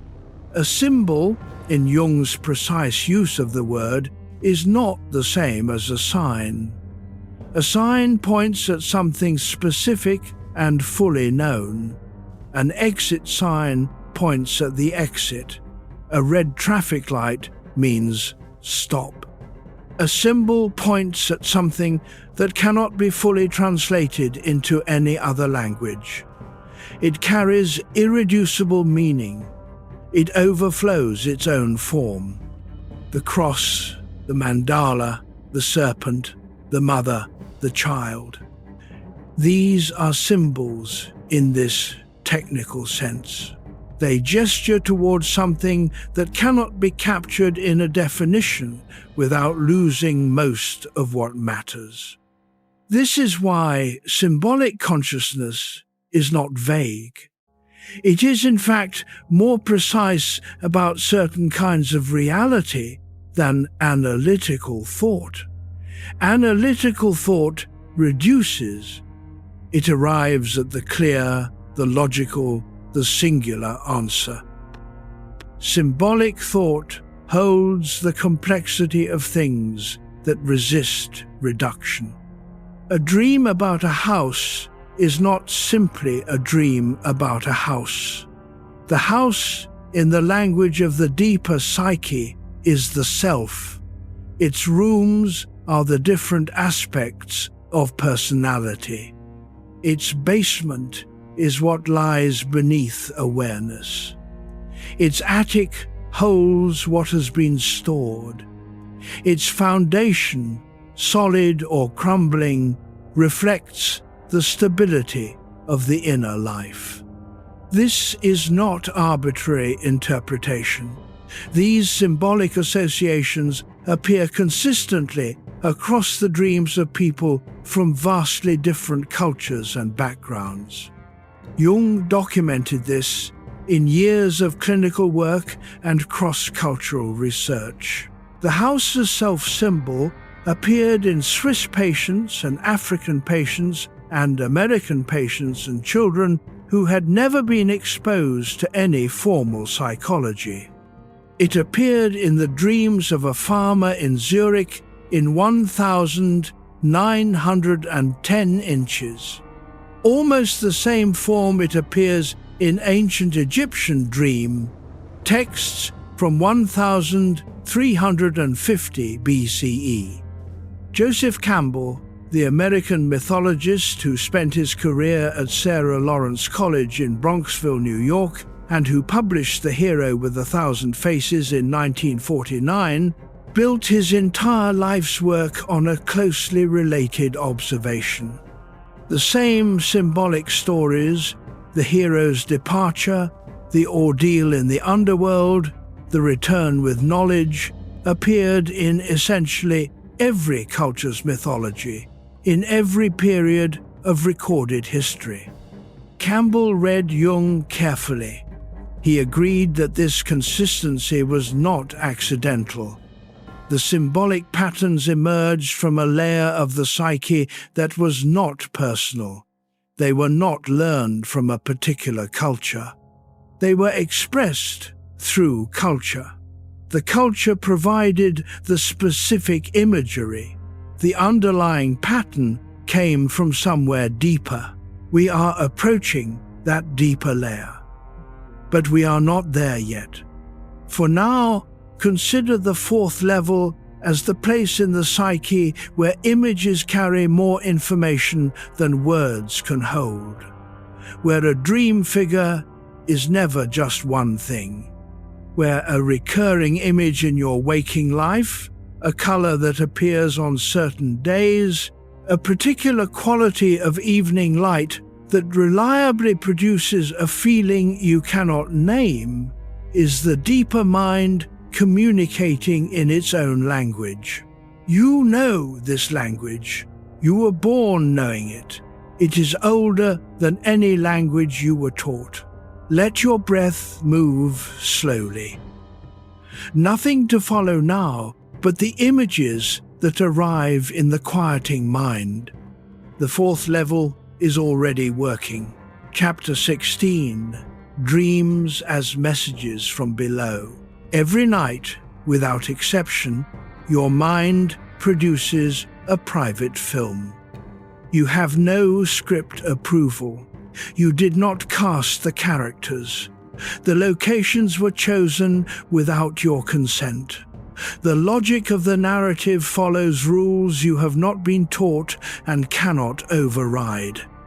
And when you wake, the film is dissolving, already fading at the edges, already losing its coherence, slipping away faster than you can write it down. This happens every night. Carl Jung believed dreams were the most direct access point to the unconscious that is regularly and reliably available to ordinary waking life. Not the only access point, not always easy to interpret, but consistent, honest, and profoundly non-collaborative. The dream does not tell you what you want to hear, it tells you what the deeper psyche needs you to see. This was a key point of difference between Jung and Freud on the subject of dreams. Freud, who published his landmark work, The Interpretation of Dreams in Vienna in 1900, believed that dreams were the disguised fulfillment of a repressed wish. The dream work, the process by which the unconscious material was translated into the strange narrative of the dream, was essentially a mechanism of censorship. The dream distorted its content to slip past the sleeping mind's defenses. Jung agreed that dreams had structure, and that their surface content was not always their primary meaning. But he did not believe the dream was primarily a disguise. He believed it was a communication. The difference matters. If the dream is a disguise, your task is to see through it, to find the hidden wish beneath the strange imagery. If the dream is a communication, your task is to listen to it, to take the imagery seriously as a language, to ask what the symbol is pointing toward rather than what it is concealing. Jung's approach to dreams was compensatory. He believed the dream's function was to compensate for the one-sidedness of the conscious attitude. If you spend your waking life in a state of relentless control, your dreams will likely contain figures and scenarios that represent everything control is excluding: chaos, softness, the unexpected. If you spend your waking life avoiding conflict, your dreams will likely produce direct confrontations that your conscious mind has been managing away. The dream is not random, it is responsive. Marie-Louise von Franz, who conducted decades of seminars on dream interpretation at the Jung Institute in Zurich, described the dream as having a kind of structural intelligence. It knows at some level what the dreamer most needs to see. It does not provide this as a diagnosis. It provides it as an image which the dreamer must interpret, and the interpretation itself is part of the work. A dream is not a prescription, it is an offering. Many people dismiss their dreams because they are strange, because they do not make logical sense, because the people in them behave in ways the real people would not, and the settings shift without warning, and the dreamer is sometimes simultaneously themselves and someone else. This is not malfunction. This is the symbolic mode operating without the constraints of waking logic. Jung distinguished between what he called little dreams, the ordinary processing dreams, close to the surface of personal material, and what he called big dreams, which arrive with the quality of great significance, which stay in memory not for days, but for decades. Big dreams come from the archetypal layer. They carry images of unusual power. They leave the dreamer with the sense that something important has been communicated even before the content can be analyzed. August Kekulé, the German chemist working in Ghent in 1865, described a dream of a snake eating its own tail, the ancient symbol of the Ouroboros, that he credited with revealing to him the circular structure of the benzene molecule. The insight that shaped organic chemistry arrived in a dream. This does not make dreams magical, it makes them honest. The dreaming mind is not constrained by what the ego has decided is possible. It follows the logic of the problem, not the logic of the persona. And sometimes the logic of the problem leads somewhere the ego would not have gone. Breathe here. Let the body settle a little further. You will dream tonight. Your mind will produce images without your direction. Characters will appear. Situations will unfold. You will go somewhere you did not plan to go.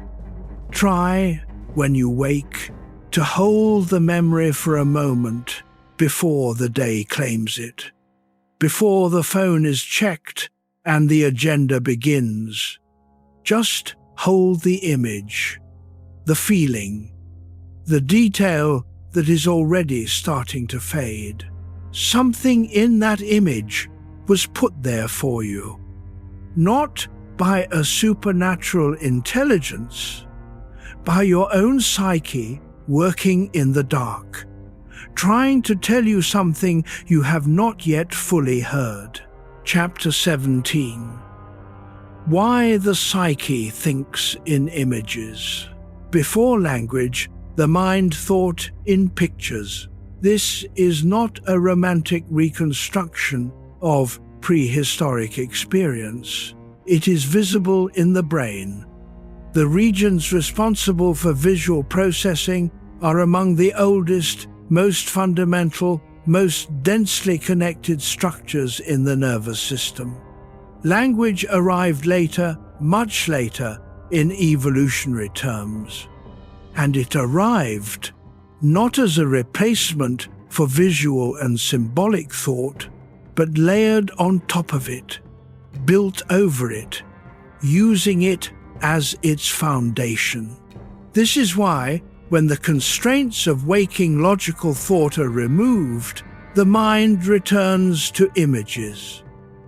In dreams, in the hypnagogic state between waking and sleep, when the fragmented faces and colors and half-formed scenes begin to appear behind closed eyes.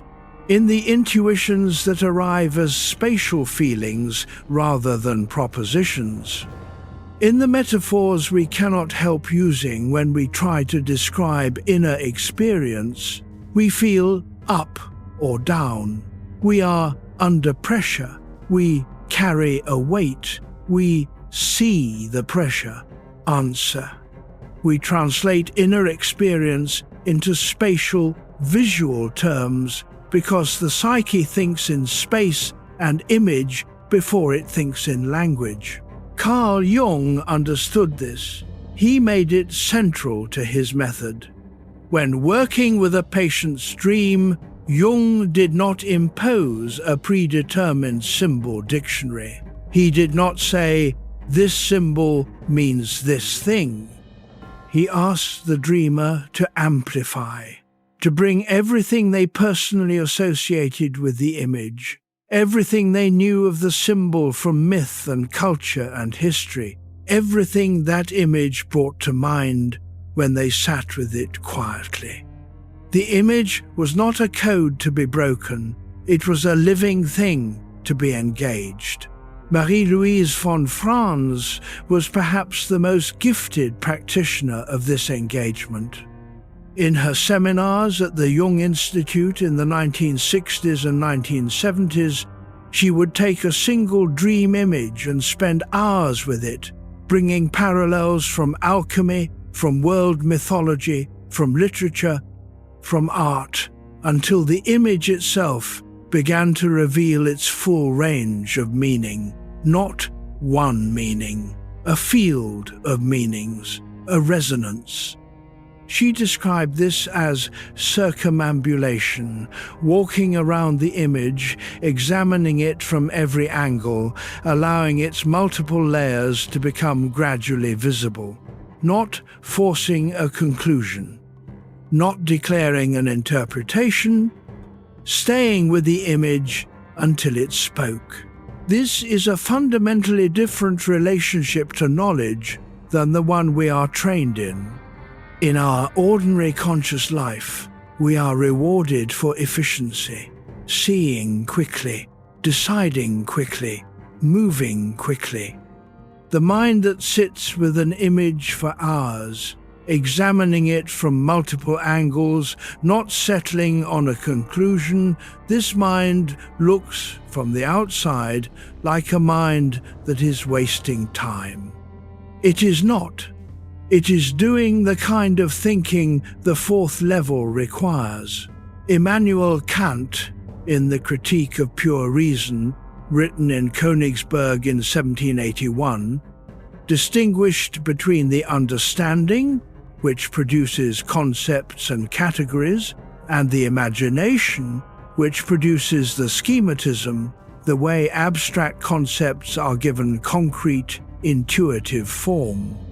Kant saw the imagination not as a lesser faculty than reason, but as its necessary partner. Pure concepts without intuitive imagery are, in Kant's word, blind. Jung agreed. The image is not decoration for the thought. The image is the thought, at the level where the psyche is most honest about what it is actually experiencing. When you notice a repeated image in your life, a landscape that appears in your dreams, a particular object that carries inexplicable weight, a scenario you rehearse when you are not thinking about anything in particular, that image is not noise. It is the deeper mind's preferred mode of statement. Listen if you are still listening. Rest if sleep is near. Either way, the psyche continues its work in images. It needs no conscious assistance for that. It has been doing it longer than any of us have been alive. Chapter 18, Mental Health and Symbolic Life. There is a theory held by a number of contemporary psychiatrists and quietly supported by considerable evidence that one of the markers of psychological health is the capacity for symbolic life. Not the capacity for symbolic thought in an academic sense, the ability to interpret Hamlet or understand metaphor, but the living capacity to find the world meaningful beyond its utility, to experience certain moments as having significance that exceeds their practical value, to be moved by something without being able to explain what it is moving you toward. Carl Jung believed this capacity was not a luxury or a personal preference. He believed it was a psychological necessity. And he believed that much of what we diagnose as mental illness is, at some level, a failure of symbolic life, a condition in which the deeper psyche's need for meaning, image, and depth has been systematically denied, and the denied need has found pathological expression. This is a strong claim. It was not universally accepted in his time, and it is not universally accepted now. But it is worth sitting with. Viktor Frankl, writing from his experience at Auschwitz and other camps and his subsequent clinical work in Vienna, arrived at a related conclusion by a different route. The prisoners who were most likely to survive, Frankl observed, were not necessarily the physically strongest.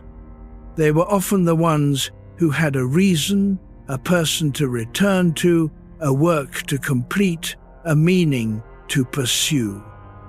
The ones who had lost all reason to go on deteriorated quickly, sometimes within days. Frankl founded logotherapy on this observation, the therapeutic approach that addresses the human need for meaning as a primary therapeutic concern. In Man's Search for Meaning, published in 1946, he quoted Nietzsche directly. "He who has a why to live can bear almost any how." The why is a symbolic function.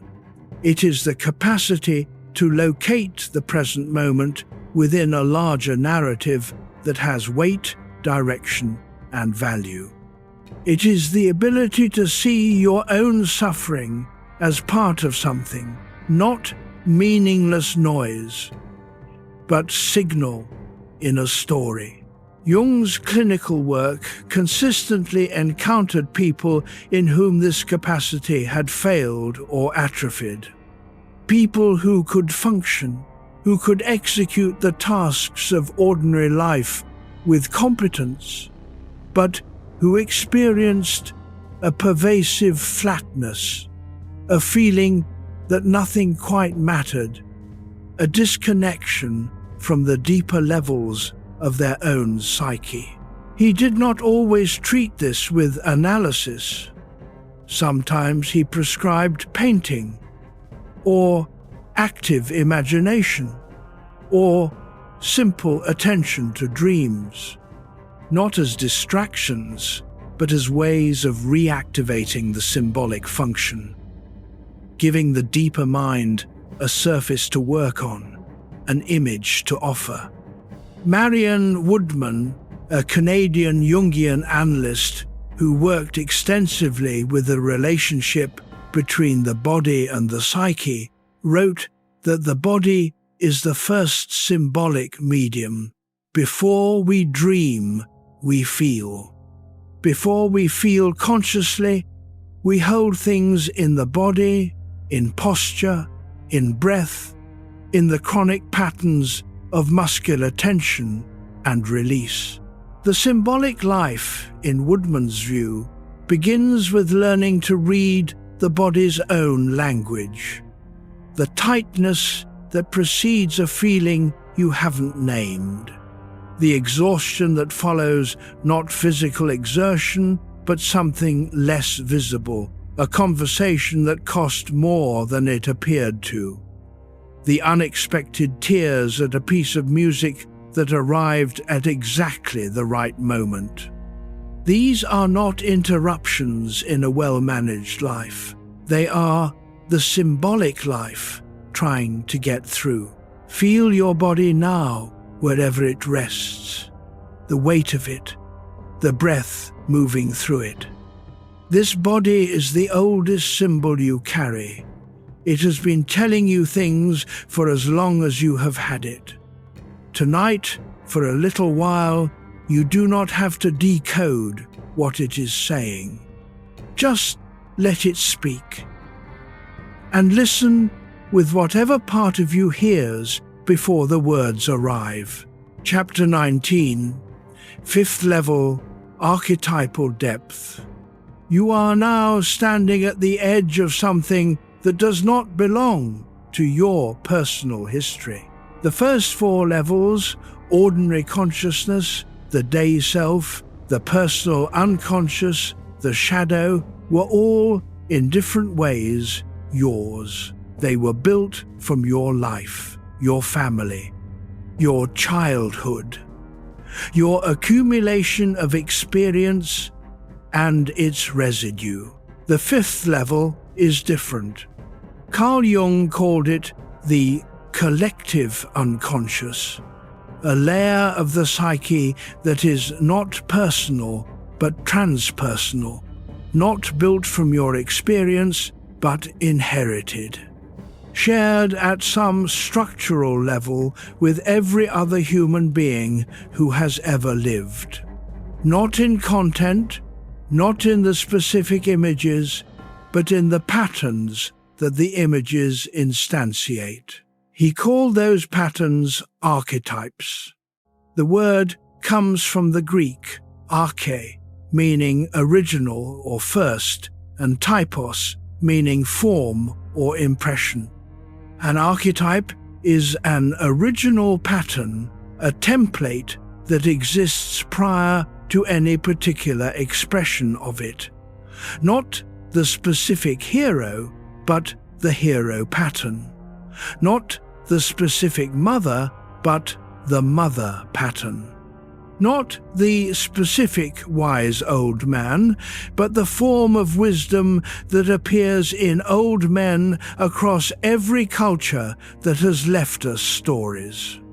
Jung first articulated the concept of the collective unconscious clearly in a 1916 paper, and returned to it and refined it throughout his career.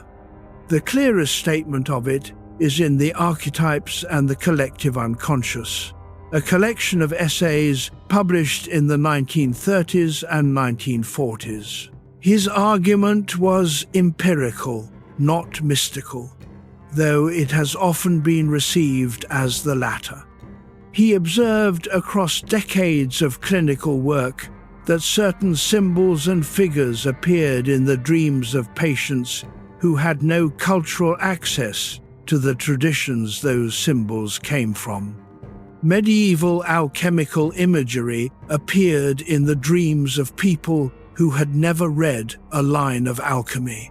The figure of the wise old man appeared in the dreams of Swiss factory workers exactly as it appeared in the mythology of cultures they had never encountered. This consistency, Jung argued, required a structural explanation. The archetypes are not inherited images. They are inherited propensities, inherited capacities to respond to certain types of situations and figures in certain ways. Every human infant has the capacity to respond to a mother figure. Every human child has the capacity to engage in hero pattern behavior, departure, ordeal, return. Every human being, in moments of the deepest uncertainty, looks for the figure of the wise old man or woman, the one who has been through what you are facing and can tell you something true about it. These propensities are not taught, they are activated by the appropriate figures and situations in the person's actual life. Erich Neumann, who published The Origins and History of Consciousness in 1949, after years of correspondence with Jung in Tel Aviv, described the archetype as the carrier of accumulated evolutionary experience. The parent-child bond has been crucial to survival for 100,000 generations. That crucialness has left structural traces, not memories, but forms. Templates that the individual psyche inherits and then populates with the specific content of their actual experience. This is why archetypes have a dual character. They are universal in form, but personal in content. The mother archetype is the same across cultures. But your mother complex, the specific emotional cluster that formed around the actual mother in your actual childhood, is entirely yours. The archetype is the template. The complex is the individual's version of it. Feel the weight of your body now. Let your breath settle. There is something in you that is not exactly you. Something older than your name and older than your family's name. Something that has been moving through human beings for as long as there have been human beings. That is not a frightening thought. It is a grounding one.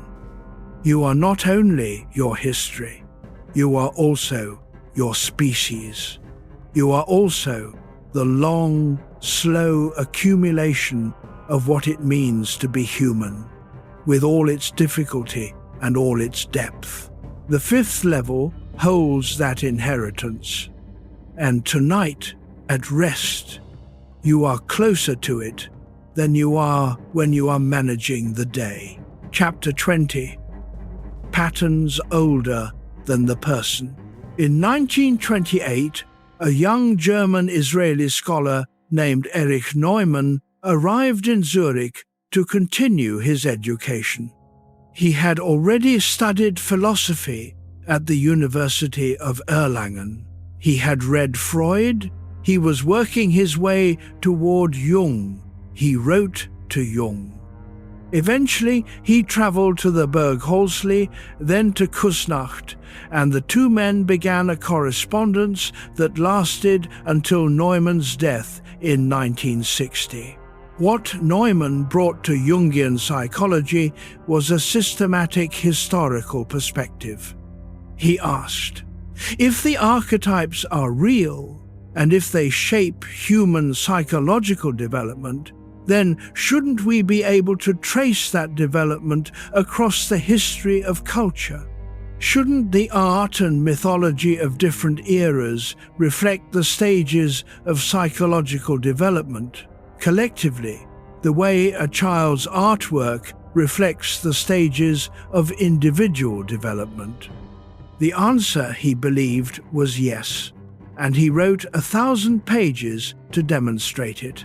In The Origins and History of Consciousness, Neumann traced what he called the heroic myth, the pattern by which human consciousness, both individually and collectively, achieves its separation from the unconscious. In the beginning, the Ouroboros, the serpent swallowing its own tail, the symbol of the primordial state in which consciousness and unconscious are not yet differentiated.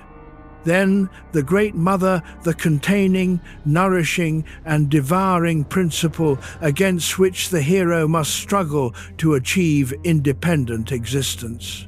Then the hero himself, the ego that has won enough separation to function. This is not history in the ordinary sense. It is the history of psychological patterns traced through the images that cultures produce at different stages of their development. But it has immediate relevance to the individual. Every person moves through something like this sequence in the course of a life. The initial undifferentiated state of infancy, before the self has organized itself as distinct from the world. The gradual emergence of ego consciousness, the I that knows itself as separate, capable, responsible, and the later challenge that Jung called individuation, the movement beyond the heroic separate ego toward a more comprehensive self that includes what the hero had to exclude to become who they were. The patterns are older than any person. They work on you whether you have read a word of depth psychology or not. You have felt the pull of the hero pattern, the desire to prove yourself capable, to test yourself against difficulty, to achieve a clear victory. You have felt the pull of the mother pattern, the desire for unconditional safety, for the place where you do not have to manage anything, where all needs are anticipated and met. These desires are not childish, they are archetypal, they are structural. The problem is not that you have them. The problem arises when one pattern becomes permanently dominant, when the hero never rests and the mother is never found, or when the mother is never left and the hero never emerges. The archetypal patterns are not meant to be permanent stations. They are meant to be phases, experienced, metabolized, and then incorporated into a more complex and complete self. Joseph Campbell described this in The Hero with 1,000 Faces through the figure of the hero who must eventually return home. The departure was heroic, the ordeal was transformative. But the return, bringing back the knowledge earned in the depths, is the part that gives the whole pattern its meaning. The return is the hardest part. It requires giving up the identity that the departure created. Let your breath slow. Let the weight of these patterns rest in you without needing to be organized. They have been working in you long before tonight. They will continue long after. Tonight, simply rest in the knowledge that they are there, that you are not only your own story, that something much older has been shaping the story all along. Breathe. Let your body go heavier. Chapter 21. The Collective Unconscious Moves. In 1912, Carl Jung was working in Zurich when he began to have a series of waking visions he could not explain. He described them later in his posthumous memoir, Memories, Dreams, Reflections. In October of that year, he saw a vision of Europe flooded in blood. He saw rivers of blood and thousands of drowned bodies. He believed at first that he was having a psychotic episode. He wrote to Freud, who was no longer speaking to him. He continued his clinical work, He maintained his outward functioning, and internally he held the visions in a kind of horrified attention, not knowing what to make of them. In August 1914, Germany declared war on Russia. Within weeks, the entire continent of Europe had mobilized for the war that would kill 17 million people and transform the civilized world beyond recognition. Jung was shaken. He had seen it, or something of it, 2 years before it happened. Not as prophecy, not as supernatural vision, but as a dreamlike eruption from whatever layer of the psyche holds the collective experience of human beings when that experience is in crisis. He did not publish this account in his lifetime. He was too careful about the ways it could be misread. But it shaped his conviction that the collective unconscious was not a theoretical construct. It was real. It moved. It carried in its depths the emotional weather of the whole human species. This is the most difficult of Jung's ideas to hold without either dismissing it or mystifying it. Let's approach it carefully. Individuals within a culture share more than language and customs. They share emotional atmosphere.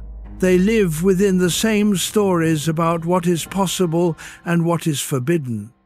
They are exposed to the same anxieties, the same fears, the same longings, operating through media, through conversation, through the thousand small transmissions of collective life.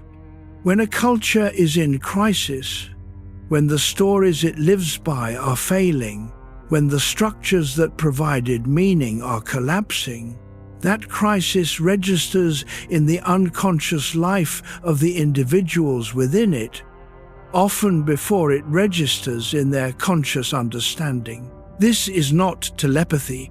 It is more like climate. You feel the weather without knowing the specific pressures that created it. James Hillman, the American post-Jungian analyst who worked at the Jung Institute in Zurich in the 1960s before developing his own archetypal psychology, wrote extensively about the soul of the world, the Anima mundi, as a real domain in which individual and collective psyche interpenetrate. In Revisioning Psychology, published in 1975, he argued that the pathologies of the individual cannot be understood in isolation from the pathologies of the culture the individual inhabits. The depressed person is not only struggling with their personal history, they are also receiving something from the cultural atmosphere. They are feeling in their own body and mind what the culture itself is experiencing in its soul. This is a large claim. Take from it what is useful and leave what is not. But consider the particular quality of anxiety that seems to saturate nighttime thinking in contemporary life. The sense that the ground is less stable than it once seemed, that the old frameworks are less reliable, that the future is less legible. This quality is not entirely personal. It is something moved by a collective moment. Carl Jung wrote in the essay The Spiritual Problem of Modern Man in 1928 that the modern person has become in large measure homeless in the soul's territory. The old maps, religious, philosophical, cultural, have been dissolved faster than new ones have appeared. That dissolving is not only a personal crisis, it is a collective one. And the individual who feels it at 3 a.m. is not malfunctioning. They are feeling something real about their moment in history.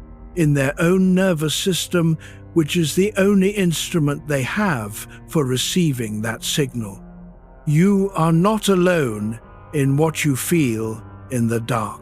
The night is a collective experience, and the level beneath the personal always carries something of the whole.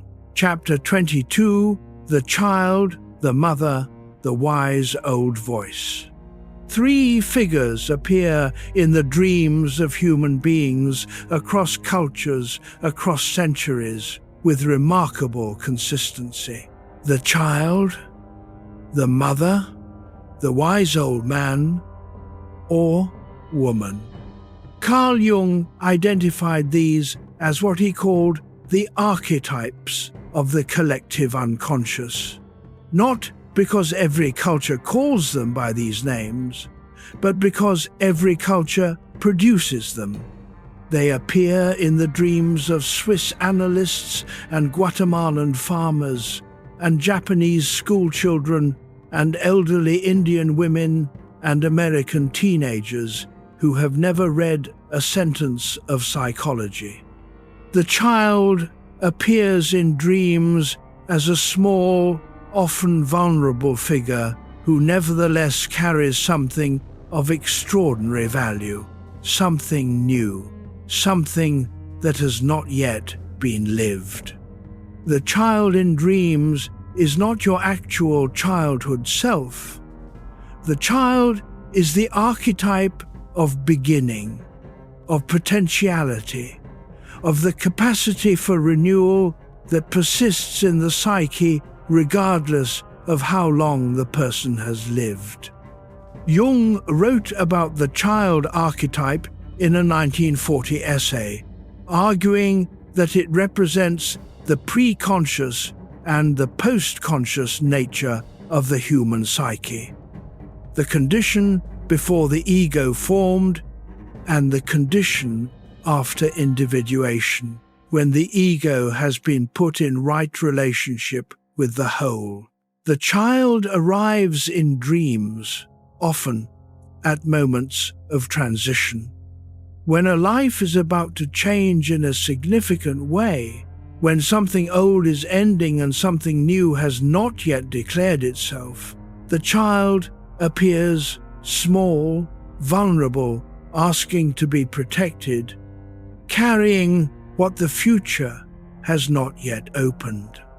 The mother appears in 2 primary forms in the archetypal imagination: the nourishing, containing, warm mother, the figure who represents unconditional care, the world that provides without demanding, and the devouring, consuming mother, the figure who holds too tightly, who cannot release, who demands that the person return to a containment they have already outgrown. Both are aspects of the same archetype. The archetype contains the whole range, the positive and the negative. The nourishing and the devouring are not opposites, but complements within the same great maternal form. And the wise old man, or the wise old woman, in parallel, appears in the moments of the deepest uncertainty, when the way forward is genuinely unclear, when the map has run out and the territory continues. When the question is not a practical one, but an existential one: what to do with this life, what matters, what is worth carrying forward. This was the figure who appeared to Dante in 1308. In the vision, he began writing in exile from Florence. Dante is lost in a dark wood, the midpoint of his life, he tells us in the first lines of the Commedia, and the Roman poet Virgil appears to guide him through the underworld. Virgil is the wise old man. He knows the territory. He has been through it. He speaks with authority not because he commands, but because he has already faced what the pilgrim is afraid to face. Now, at the midpoint of tonight, something we planted early is ready to complete itself. There are two kinds of knowing. The first is the daylight knowing, the organized, categorical, useful knowing that moves you through the world. The second is this: the knowing that arrives through symbol, through archetype, through the figures that appear in the deep layers of the psyche with their ancient authority. The second kind of knowing does not replace the first, it completes it. When the wise old man appears in a dream, the dreamer does not receive a logical argument, they receive a presence, an image, a quality of attention that conveys more than any statement could. That quality is the second knowing. It is older than language. It is the kind of understanding that the collective unconscious has been accumulating for as long as there have been human beings facing the same essential questions. You carry all three of these figures: the child who holds your renewal, the mother who holds your need for safety, and your fear of containment. The wise old one who holds whatever it is you already know but have not yet been able to say. They are in you now. In the quiet, let your breath slow. The figures need no introduction tonight. They know their way. Chapter 23. Sixth level. The persona and social mind. Every morning you put something on that is not quite you. You adjust, you compose. Before you leave the house, or before you join the first meeting, or before the first conversation of the day, something shifts in how you carry yourself, what you say, how much of what you actually feel you allow to appear on the surface. Carl Jung called this the persona, a word he borrowed from the Latin term for the mask worn by actors in ancient Greek theatre. The persona is the face you present to the world, the social self, the version of you that has been shaped by expectation, role, and long practice until it fits the demands of the external environment with reasonable efficiency. The persona is not false. It is necessary. Every person who lives in relation to other people develops a persona. You cannot function in social life without some capacity to modulate, to present what is appropriate to the context, to manage the degree of disclosure, to maintain the boundaries that allow professional and personal roles to function distinctly. The persona is the sixth level, not because it is deep, but because it forms in response to everything above it. The persona is shaped by the ego's sense of what it can afford to show, by the shadow's weight of what cannot be shown, and by the collective pressures of the culture's expectations. It is also shaped by a deep, largely unconscious concern about worth. This is where the sixth level becomes psychologically significant. The persona is not just a practical tool for navigating social situations. It is, for many people, the primary mechanism for maintaining self-worth. The performance, when it succeeds, generates approval. And approval, for the person who has identified their worth with their persona, feels like survival. This is what Jung called identification with the persona, the condition in which a person has so completely merged their sense of self with their social performance that they have lost the ability to distinguish between who they are presenting and who they actually are. This is not vanity. It is not weakness. It is a very common response to growing up in environments where approval was contingent, where love or acceptance was reliably available only when the performance met the standard. Donald Winnicott, working with children and parents at Paddington Green Children's Hospital in London in the 1950s, described what he called the false self, a compliant, adaptive version of the person that develops when the real self learns it will not be welcomed. The false self knows what is expected and provides it. The true self withdraws. The false self and the persona are related but not identical. The persona can be worn with consciousness, can be understood as a role, held lightly, changed when the context changes. The false self is less conscious. It has become so thoroughly identified with the role that the question of who is underneath it rarely arises. The distinction has practical weight. If you experience a particular kind of exhaustion, not the physical tiredness of exertion, but the specific flatness that follows a day of performing a version of yourself that cost energy to maintain, that exhaustion is the false self tax. The body keeps the account. And if, in certain quiet moments, you feel a pulling sensation, a longing for a conversation where you did not have to monitor your words quite so carefully, a room where your ordinary presentation could rest, that longing is the true self signaling its continued existence. It does not disappear behind the persona. It waits. At rest now, tonight, the persona has loosened its grip.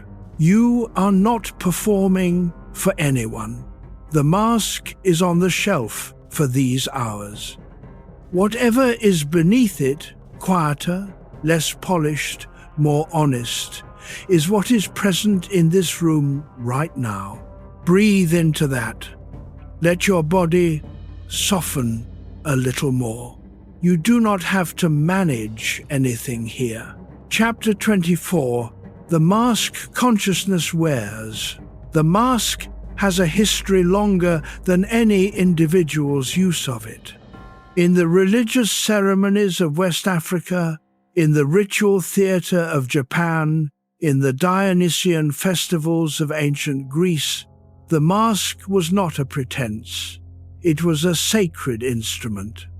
When the dancer put on the mask, they were not pretending to be something else. They were giving form to something that already existed, the archetype, the ancestor, the divine figure, and inviting that something to move through the human body. The mask was a technology for the transpersonal. Carl Jung was aware of this anthropological dimension of the persona. He knew that in its pre-modern forms, the mask performed a different psychological function than it does in contemporary life.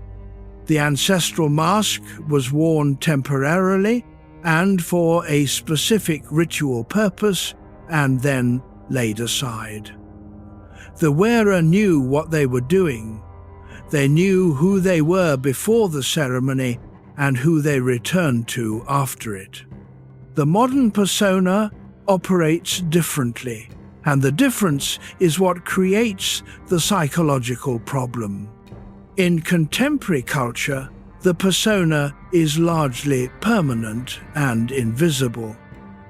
We do not put it on and take it off with clear ceremonial intention. We wear it continuously, and it becomes, if we are not careful, what we believe we are. The lawyer who no longer knows how to talk to people outside the register of argument. The therapist who can hold everyone else's feelings with great skill and has no practice holding their own. The parent whose identity has so completely reorganized around the parental role that the person who existed before children has become genuinely difficult to access. These are not failures of character. They are the natural endpoint of a long process of adaptation, carried too far without examination. Marie-Louise von France wrote in The Problem of the Puer Eternus, her series of seminars on the eternal youth archetype, about the particular danger of the persona in those who have identified it with an image of youthfulness, vitality, and possibility. The person for whom the persona says, "I am capable, I am vital, I am still becoming," faces a specific reckoning as the body ages and the range of possibility narrows. The persona, in this case, is in conflict with time itself. There is also a social dimension that Irving Goffman, the Canadian-American sociologist whose presentation of self in everyday life appeared in 1959, documented in secular sociological terms. Goffman described ordinary social life as a series of theatrical performances, front-stage behavior and backstage behavior, impression management, role maintenance. He was describing the persona from the outside, without using Jung's language. What Goffman's work shows is how universal the persona is, not as a Jungian abstraction, but as a lived sociological reality that every person navigates every day. The question Jung raises is not whether you should have a persona. You cannot function without one. The question is whether you know it is there. If you are still awake, come back gently here. The next hours are yours. Rest is very close. Knowing the persona is there changes the relationship to it. You can wear the mask with consciousness, use it where it serves, put it down where it does not. You can recognize the tiredness that follows prolonged performance and understand it for what it is. Not weakness, but the legitimate cost of a sustained effort. And you can, in moments like this one, lying in the dark, nobody watching, nobody requiring anything, let the mask rest. Notice how the room feels when you stop performing. Even here, for many people, the habit of self-presentation persists. The internal audience that never leaves. The observer who watches and evaluates even when there is no external witness. That internal audience is the persona's most tenacious feature. The external mask comes off at night. The internal one requires a little more intention. Just breathe. Let the internal audience take the night off. Chapter 25. Self-worth and public identity. There is a particular kind of loss that few people name. The retired professional who woke up on the first Tuesday with no alarm and no place to be and felt not freedom but a kind of invisibility. The parent whose last child has moved out and who stands in a suddenly quiet kitchen, recognizing that the role that organized the last 25 years has shifted in a way that requires a new answer to the question, who am I now? The job title, the role, the position in the community. For many people, These are not separate from the self, they are the self, or the largest available part of it. And when they change or end, something that felt like the core of the person is suddenly in question. Carl Jung saw this often in clinical practice. He wrote about the challenges of midlife with unusual care, not as a crisis to be solved, but as a necessary transition that the first half of life almost inevitably fails to prepare us for. The first half of life, Jung argued, is largely the task of building a workable persona, establishing yourself in the world, acquiring competence, taking a role and performing it well. These are genuine achievements. They should not be dismissed. The person who has built a good professional identity, maintained a long partnership, raised children with care, these accomplishments are real and they matter. But the persona, however well constructed, is not the whole self. And at some point in the middle of a life, the gap between the persona and the actual self often becomes impossible to ignore. The body has always known this.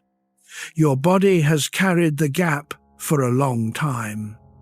The chronic tension in the shoulders that appears during certain kinds of social performance, the relief that is almost physical when you are finally alone, the particular exhaustion that follows a day of maintaining a version of yourself that does not quite fit. Something in you has always recognized the distance between the role and the person inside it. This is not a crisis. Jung described it as an invitation to reclaim the parts of the self that the first half of life required setting aside, the rejected functions, the shadow material, the qualities that did not fit the role but belonged to the complete person. The extroverted achiever who discovers in midlife a need for solitude and inner life, the contained, responsible person who finds themselves drawn to creativity and risk, the person who spent decades caring for others and has forgotten what they need.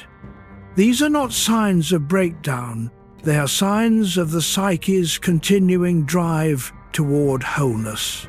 Ethan Kross, the American psychologist at the University of Michigan who wrote Chatter in 2021 about the inner voice and its management, found through experimental work that the way people talk to themselves about their own identities has significant effects on well-being.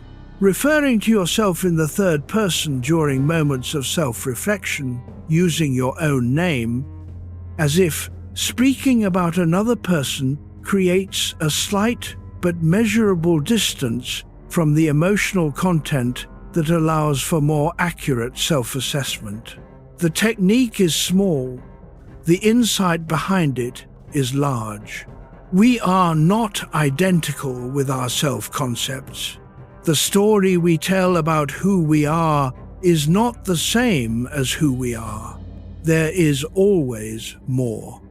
The persona, however thorough, is always a simplification of an actual person who is more complex, more contradictory, more interesting than any social role can contain. Let your breath settle. Feel the weight of your body in the bed. You are not your title. You are not your role. You are not your most recent performance, or your oldest wound, or your best achievement. You are something more continuous and more difficult to name, the awareness that has moved through all those experiences without becoming any single one of them. That awareness is here, right now, in the quiet, in the dark. It does not need to be known by anyone. It simply rests. Chapter 26. Overthinking inside the persona. The mind that cannot stop managing is the mind that has forgotten it can rest. You know this kind of thinking. It operates in the persona mode, monitoring, adjusting, anticipating, running the day's conversations backward and forward, editing the thing you said at noon, preparing the thing you will have to say tomorrow, simulating the reactions of people who are currently asleep and unaware that they are being imagined. This is overthinking. Not the philosophical variety, not thinking too deeply about things, but the anxious, self-monitoring loop that the persona runs when it cannot locate an off switch. Carl Jung did not use the word overthinking, but he described the mechanism clearly in his work on psychological types. The person who has overdeveloped the thinking function, who has organized their identity around intellectual management, tends to produce exactly this kind of mental activity. When the external environment no longer requires it, the function continues running. The hammer does not stop swinging just because there are no nails. The over-reliance on any one psychological function produces a compensatory pressure from its opposite. The person who thinks constantly will often find that feeling arrives disproportionately in dreams, in sudden moods, in physical sensations with no obvious cognitive trigger. The psyche is trying to restore balance. The feeling function, neglected in waking life, makes its case in the spaces where thinking loosens its grip. Sigmund Freud identified a related dynamic in what he called the repetition compulsion, the tendency of the mind to return repeatedly to unresolved material. Not because the repetition is useful, because the psyche cannot leave alone what it has not finished with. The thoughts loop because the underlying need has not been met. What is the underlying need in most overthinking? Usually safety. The monitoring loop, at its root, is a safety mechanism that has become miscalibrated. It was originally designed to detect danger. It learned to run continuously in an environment where the danger was continuous, a childhood in which safety was unpredictable, a period of life in which vigilance was genuinely necessary. And it kept running after the environment changed, because no one thought to tell it the danger had passed. Søren Kierkegaard, who knew something about relentless mental activity, having described his own mind as a prison of repetitive thought in his journals, wrote that the self that cannot rest in what it is will always be in motion, not motion toward anything, motion as avoidance. The persona runs the same way. When the persona is very active at night, it is because something beneath it feels unsafe. The monitoring is not solving anything. It is providing the sensation of management in the absence of control. Here is a small thing. Let your attention move from the content of your thoughts to the activity of thinking itself. Not what the thoughts are saying, but the fact that they are moving. Notice the movement without following any single thread. The thoughts are like leaves on a stream. They move. They are real. They are not the stream. You are not required to follow each one to wherever it leads. The stream continues without your participation. The leaves will find their own way. In a moment, the thinking will slow, not because you forced it, because thinking in the dark, in a resting body, in the permission of this hour, thinking eventually exhausts itself. Let it. Simply let it. Thich Nhat Hanh described this quality of non-following as the beginning of true rest. The body has been resting, the breath has been resting. What has not yet rested is the attention, still orbiting the thoughts, still checking whether they have reached any conclusion worth having. They have not, they will not tonight, and that is not a failure. The persona does not need to solve anything between now and morning. The monitoring can be set down. The scenarios being rehearsed can wait in the dark without you attending them. They will be there tomorrow if they still matter. Many of them will not. Let your breath slow. Let your jaw release. Let the weight of the day finish its settling. The overthinking is not you. It is a habit the persona developed for a reason that made sense once, and that the quiet of this hour makes slowly, gently less necessary. You are already more at rest than the thinking knows. Chapter 27, 7th level. The Anima and Animus. In every person there is an other. Carl Jung named this interior other. In a man, he called it the anima, from the Latin word for soul. In a woman, he called it the animus, from the Latin word for spirit, or wind, or breath.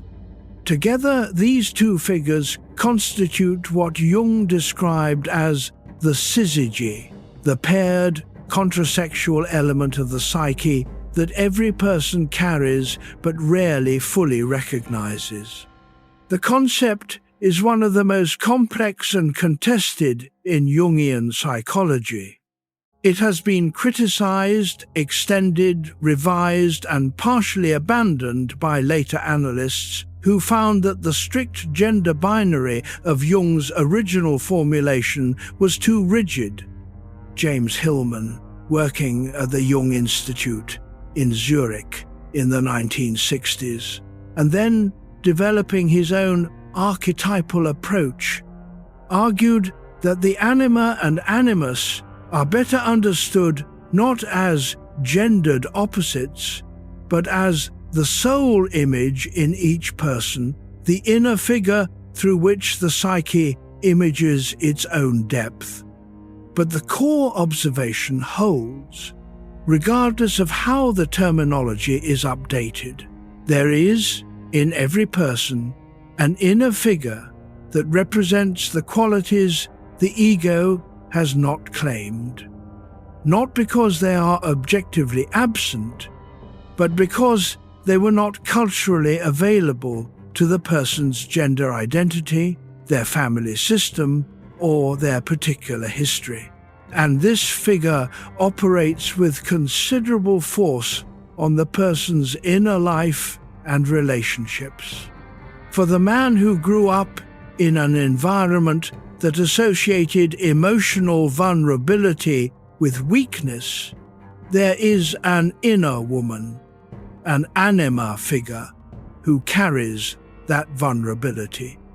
She appears in dreams. She appears in the disproportionate emotional charge of certain encounters.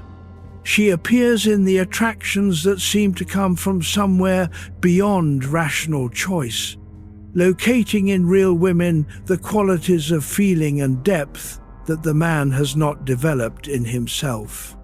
For the woman who grew up in an environment that associated intellectual authority with men, there is an inner man, an animus figure who carries that authority. He appears as an inner critic whose voice has male characteristics. He appears as the impulse toward abstract, systematic, or principle-based thinking that the woman feels, but may have learned to distrust. These are simplified examples. The actual expression of the anima, or animus, in any particular person is infinitely more specific than any generalization can capture. But the mechanism is clear. The contrasexual element of the psyche carries what the ego's gendered identity excluded. And it does not disappear because it was excluded. It operates from the level beneath the persona, beneath the shadow, at the seventh layer, where the inner figures have their domain. Irvin Yalom, the American existential psychiatrist who spent decades at Stanford and wrote Love's Executioner. His collection of therapeutic narratives, published in 1989, documented countless cases in which a person's romantic relationship was serving, simultaneously, as a relationship with their own interior. The partner was loved in part as a carrier of what the person had not yet learned to carry in themselves. This is not a cynical observation. It is, in some ways, a hopeful one. The intensity of romantic love, the quality that makes it feel as though the other person completes something, is an accurate perception. They do carry something you need, but what you need is not the person themselves. What you need is the quality of inner life they are awakening in you. The seventh level calls you inward, toward the part of yourself you have known best by encountering it in someone else. Let your breath be easy. Let the images come as they will. The other within you is not separate from you. It is the depth of you, the part that looks outward through the eyes of attraction. The part that feels, in the presence of certain music or certain conversations or certain qualities of late evening light, that something essential is almost within reach. It is within reach. It has always been within reach. It lives here, at the seventh level. Chapter 28, Inner Opposites and Hidden Desire. There are things you want that you do not know you want. This is not a paradox. It is the ordinary condition of the unconscious. The Anima and Animus, the inner opposite figures of the seventh level, carry desires that the ego has not endorsed, has not recognized as its own, has not found a vocabulary for in the language of ordinary self-understanding. These are not necessarily dramatic desires. The driven man who secretly longs for a life without achievement metrics. The contained woman who secretly longs to take up more space. The people-pleaser who secretly longs to say no and mean it without apology. The person who has always moved fast, secretly longing to be still. These desires are not contradictions of character. They are the contrasexual element's contribution to the full human being. They are what the seventh level holds that the persona has excluded. Marion Woodman, the Canadian analyst who worked in Toronto throughout the 1970s and 1980s, and who wrote books including Addiction to Perfection and The Pregnant Virgin, focused much of her clinical work on the relationship between the animus and women's experience of the body. She observed that many of the women she worked with had internalized an animus figure that was mercilessly perfectionist, that held the body to standards of performance and appearance that no body could sustainably meet. This inner figure, Woodman argued, was not a product of vanity or shallow values. It was a product of a culture that had transmitted to women over generations an extraordinarily unforgiving standard. The Animus, in this case, had absorbed that cultural transmission and was applying it internally with full force. The hidden desire in this situation was not for beauty, it was for peace, for the body to be allowed to exist without constant evaluation, for the inner voice that measured and found wanting to finally, mercifully stop. That desire is not weak. It is the deepest kind of healthy. If you are still awake, rest here for a moment. You don't need to follow every thread. Let the ideas settle in whatever way they settle. John Bowlby, the British psychologist who developed attachment theory through his clinical work at the Tavistock Clinic in London in the 1940s and 1950s, showed that the earliest relational patterns, the ways a person learned to regulate their emotional state in relationship to a caregiver, form the template for all subsequent close relationship. How you were held in the earliest years shapes how you reach for others now, not as destiny, but as pattern. The anxious attachment style that formed in the presence of an unpredictable caregiver does not dissolve when the circumstances improve. It becomes the default setting for intimacy, the way the nervous system expects closeness to feel. The Anima and Animus figures in the psyche often embody these relational templates. The inner other carries the imprint of the earliest significant other, not as a copy, but as a pattern that gets activated in close relationship and shapes what the person is drawn toward, what they fear, what they need, and what they cannot quite allow themselves to ask for. The hidden desire is often very simple: to be known without having to manage the knowing, to be seen without having to arrange the light. At the seventh level, that desire is alive. And in the quiet of this hour, with the persona at rest and the day self-suspended, it is perhaps a little more available than it usually is. You do not have to do anything with it tonight. You do not have to understand it or resolve it or decide what to do about it. Just let it be there. It has been there a long time. It can wait a little longer. Chapter 29. Emotional pain in relationship. The moment that hurts most is rarely the one that started it. You know the feeling. Something happens in a relationship. A small slight, a misread tone, a word delivered without enough care, and the response is too large for the event. The hurt is real, but it has the shape of something older. The anger that arrives with it is too certain, too specific, too personal to belong entirely to this moment.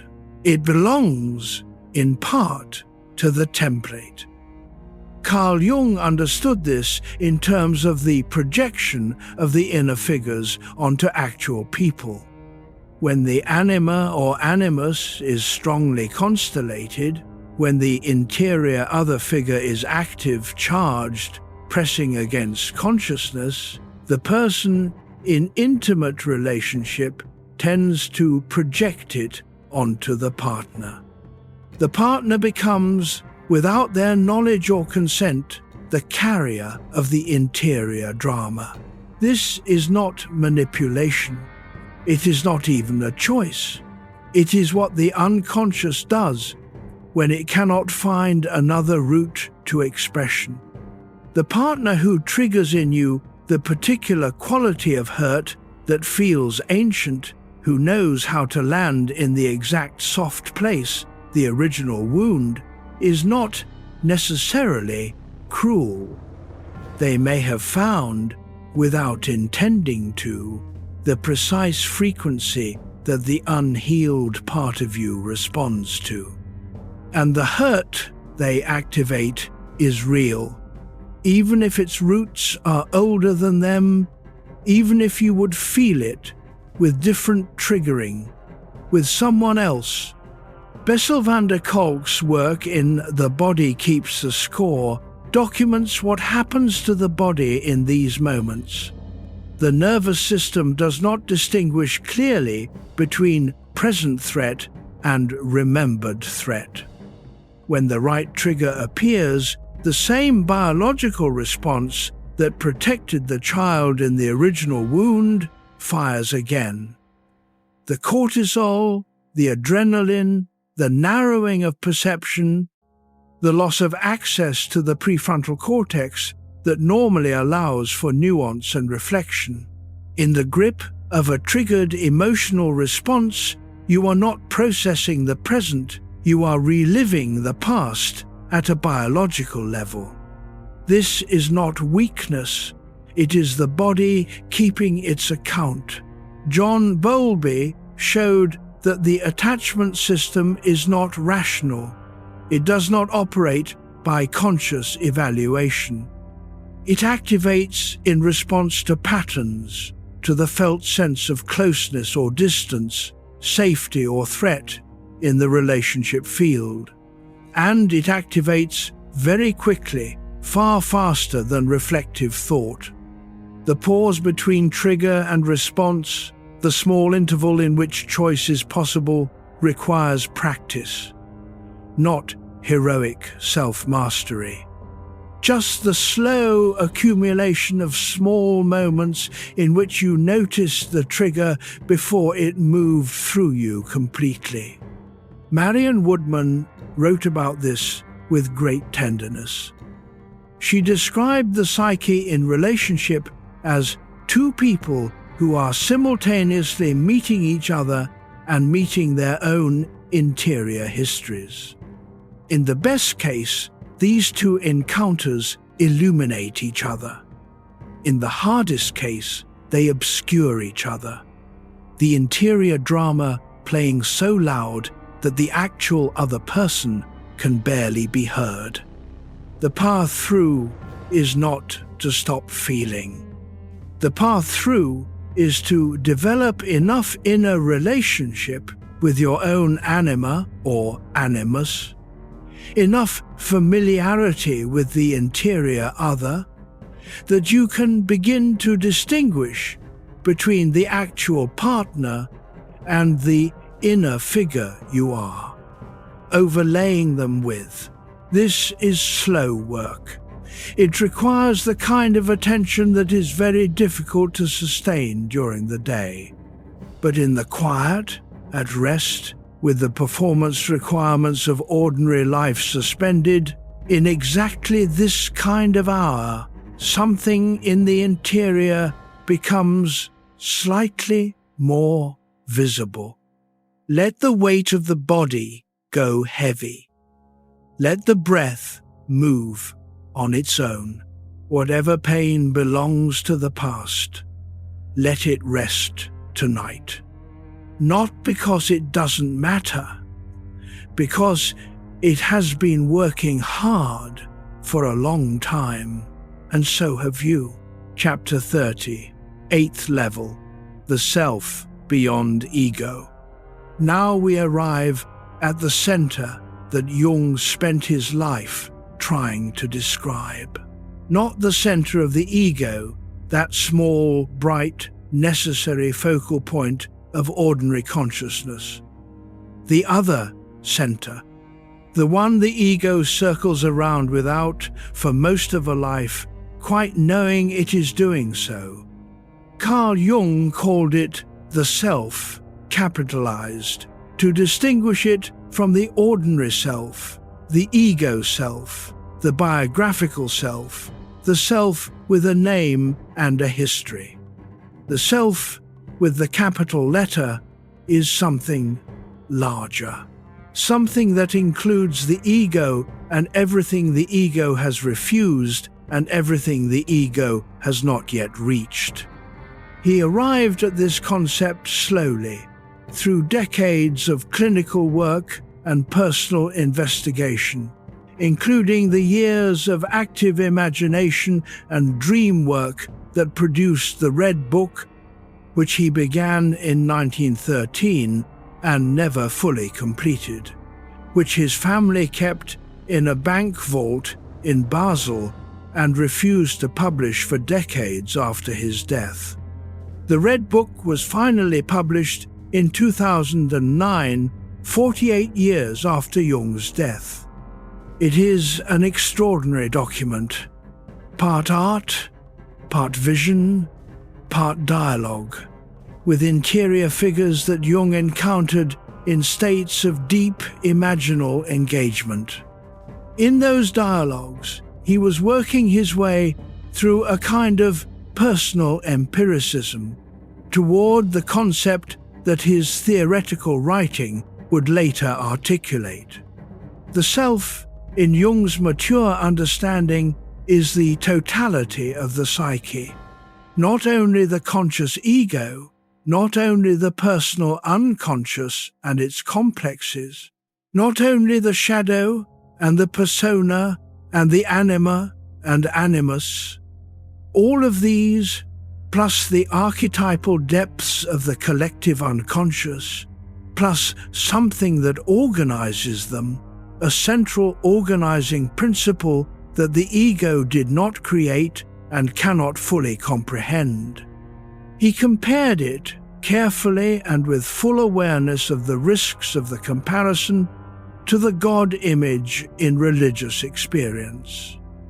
Not because he was making a theological claim, but because the experiences his patients reported when they encountered what he was calling the self had the same qualities that mystics and contemplatives across centuries had reported when they described their most significant interior encounters.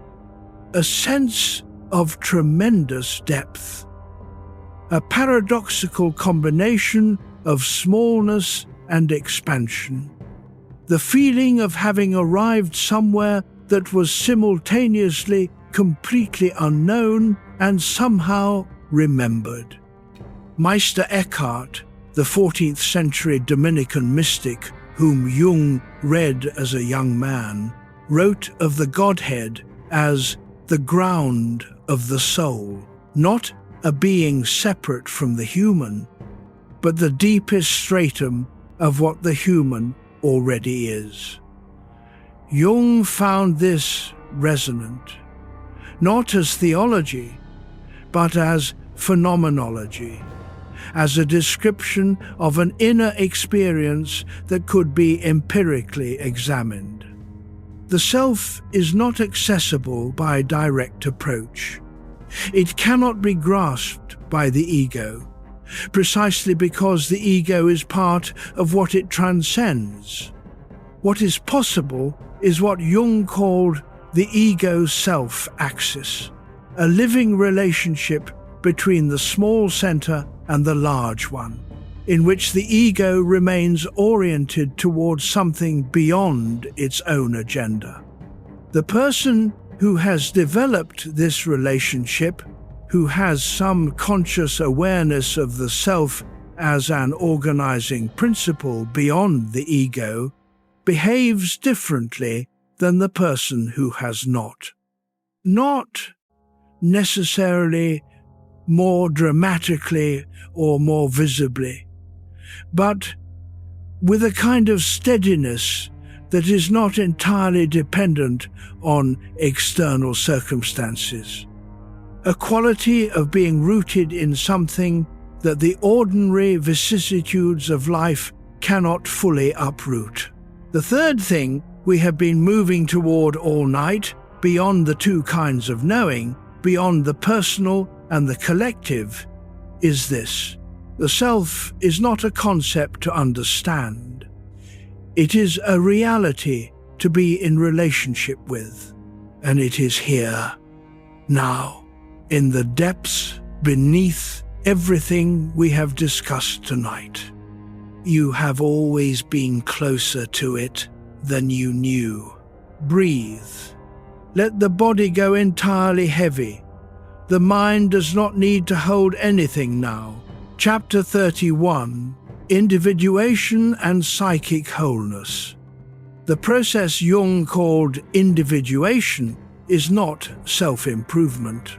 It is something much less comfortable and much more real than self-improvement.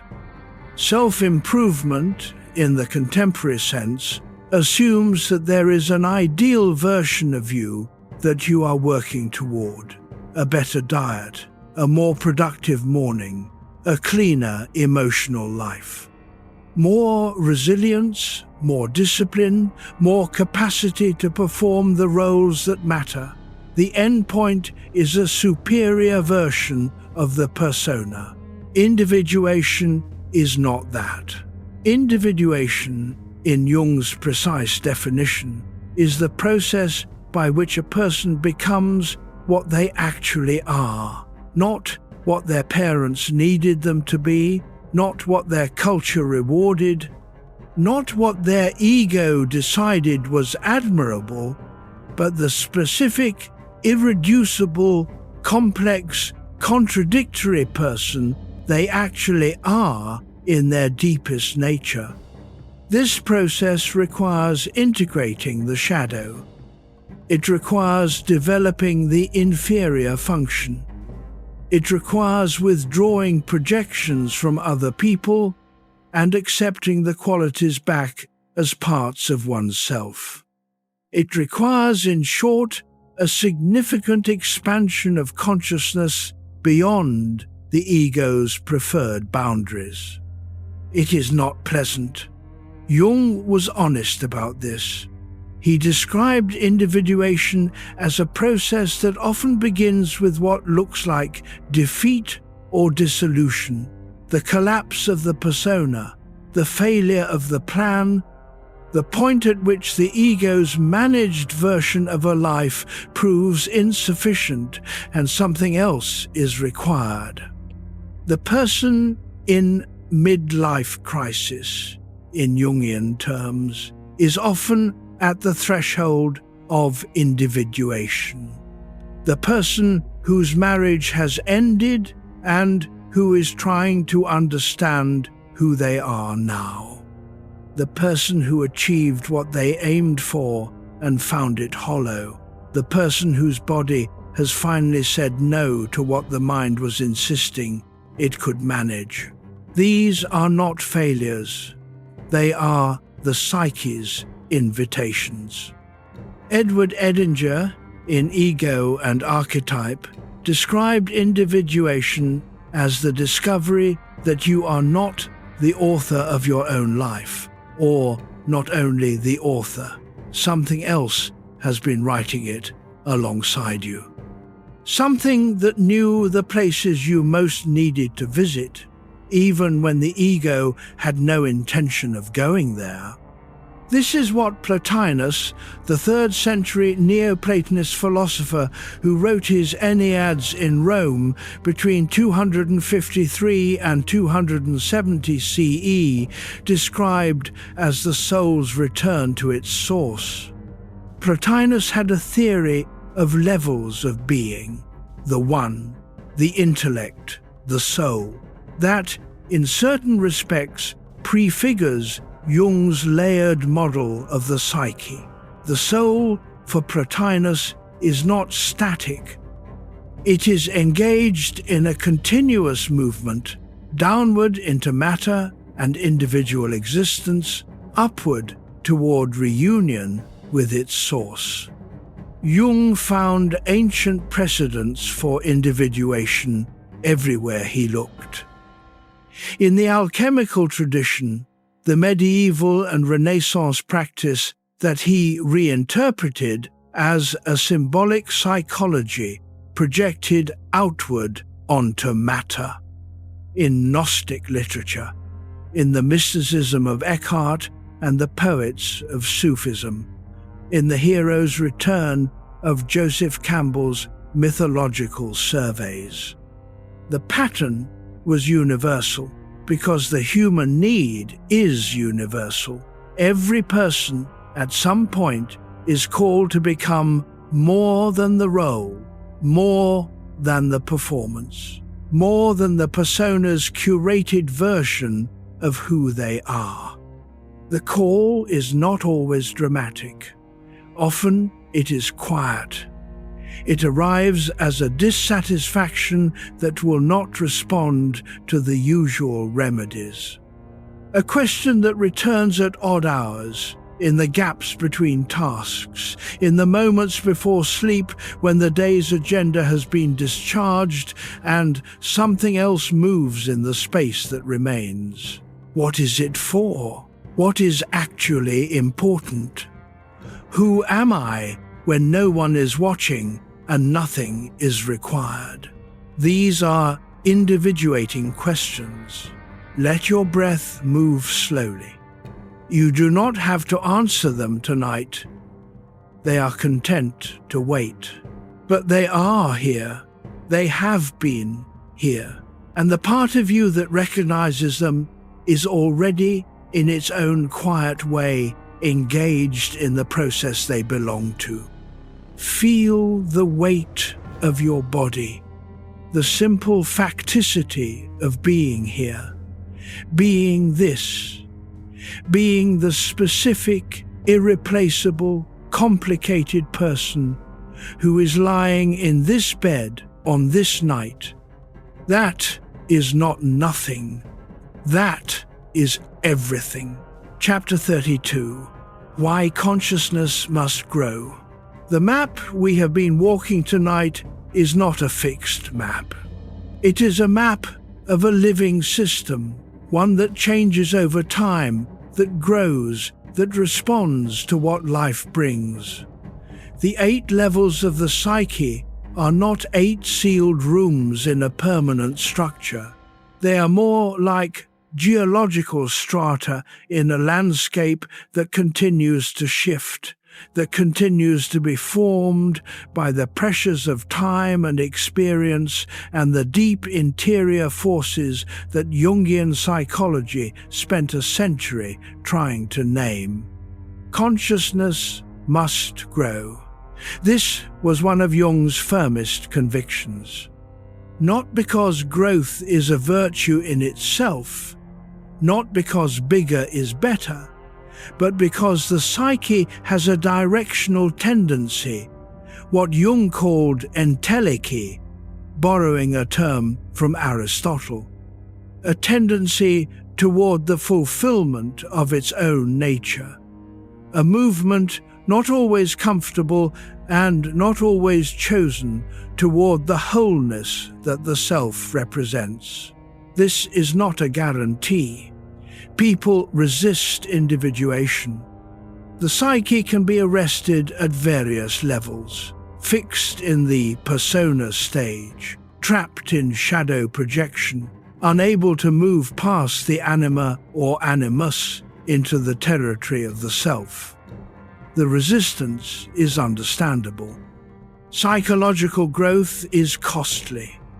It requires giving up the certainties the ego depends on.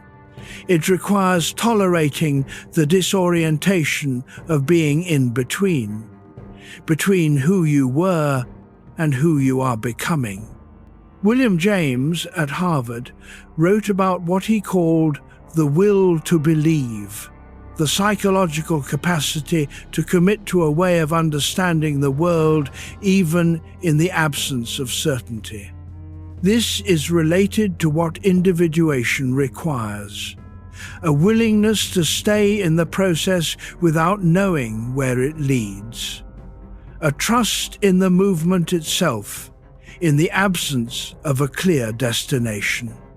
James Hillman, who spent much of his career arguing against what he called the heroic psychology of growth and achievement, made an important counterpoint.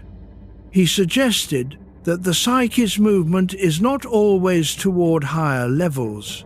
Sometimes it moves sideways, into depth rather than height, into complexity rather than resolution, into the kind of soul-making that happens through difficulty and loss rather than through achievement and advance. Soul-making. Hillman took the phrase from the Romantic poet John Keats, who used it in a letter written in 1819 inches, London. A letter in which he argued that the world, with all its suffering, was not a valley of misery to be escaped, but a vale of soul-making to be inhabited. The suffering that makes something. Not every difficulty is a gift. Jung was not sentimental about pain, but he did believe that when the psyche is engaged with its own depths, when the shadow is being examined, when the anima or animus is being recognized, when the self is being approached, the difficulties that arise are doing something. They are part of the process. And the consciousness that emerges from that engagement is different from the consciousness that entered it. Not necessarily more comfortable, but more honest, more complete, more able to hold what is actually true about a life, rather than only what the persona would prefer to acknowledge. This is why consciousness must grow, not to become better in any evaluative sense, but because the alternative, the fixed, defended, permanently managed consciousness that never risks its own expansion, tends over time to shrink, to become more brittle, more defended, more rigidly certain. The psyche that will not grow tends to shrink. The psyche that grows will be uncomfortable, but it will remain alive. Let your breath be easy. Nothing here requires your management. Just let the words move through you the way water moves through a room. Something is being deposited, even now, in the half-light between waking and sleep. Something that tomorrow you may not be able to name, but that will be there. Chapter 33. The soul wants integration. Everything we have explored tonight, the ego and the shadow, the persona and the anima, the archetypes and the self, is oriented toward one thing. Not understanding, not knowledge in the academic sense.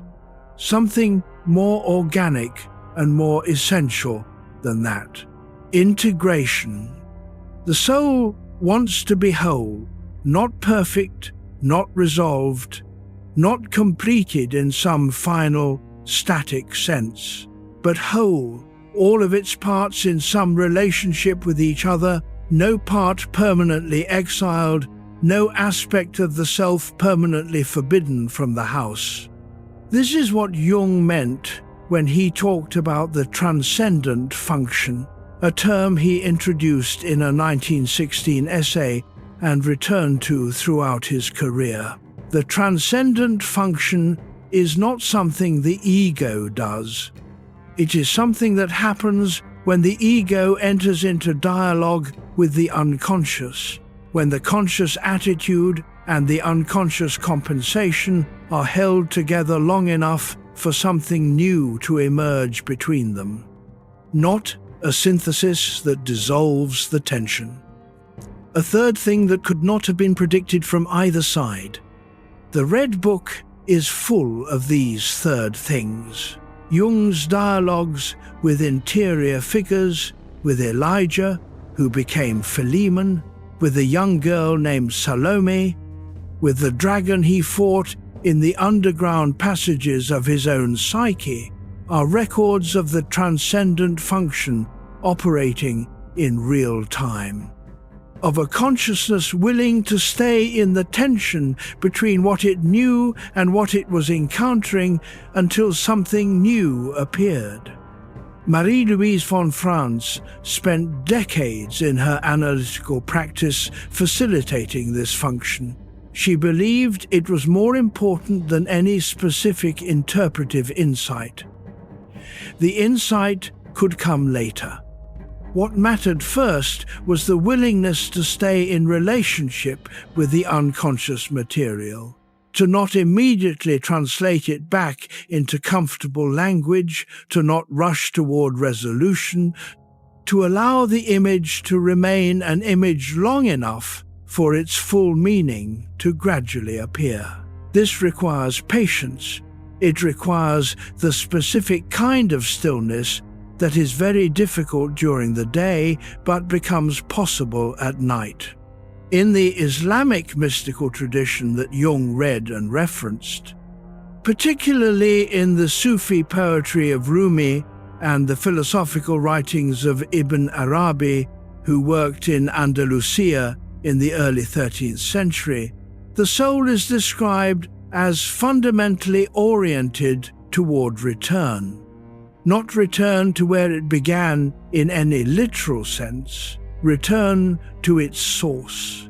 Return to the wholeness from which ordinary life represents a necessary but temporary departure. Jung did not adopt the theological content of these traditions, but he recognized in their structure something his own clinical work had independently documented: the psyche's consistent tendency, when supported and not suppressed, to move toward a more comprehensive organization of itself. The soul wants integration. Not because integration is comfortable, often it is not. The integration of the shadow requires accepting in yourself what you found intolerable in others. The integration of the anima or animus requires developing what you assumed you lacked. The approach to the self requires giving up the centrality of the ego, recognizing that the small, bright center is not the whole of who you are. But integration, when it happens, even partially, even imperfectly, produces something that is recognizable and irreplaceable, a kind of weight. Not heaviness, gravity, the specific quality of a person who has been somewhere real in themselves and come back carrying the knowledge. Not performed depth, actual depth. You have your own version of this. The moments when something in you settled, not solved, just settled, into a truer alignment than the management of ordinary life allows. The conversations where you were more honest than you intended to be and found that the honesty was received. The creative work that surprised you with what came through it. The loss that, in time, opened into something you could not have found without it. These are integration. Not complete, not final, but real.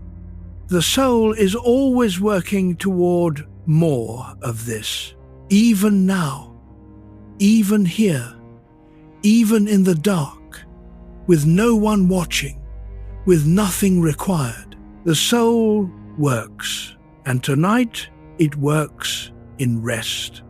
Chapter 34, Resting Beyond the Divided Mind.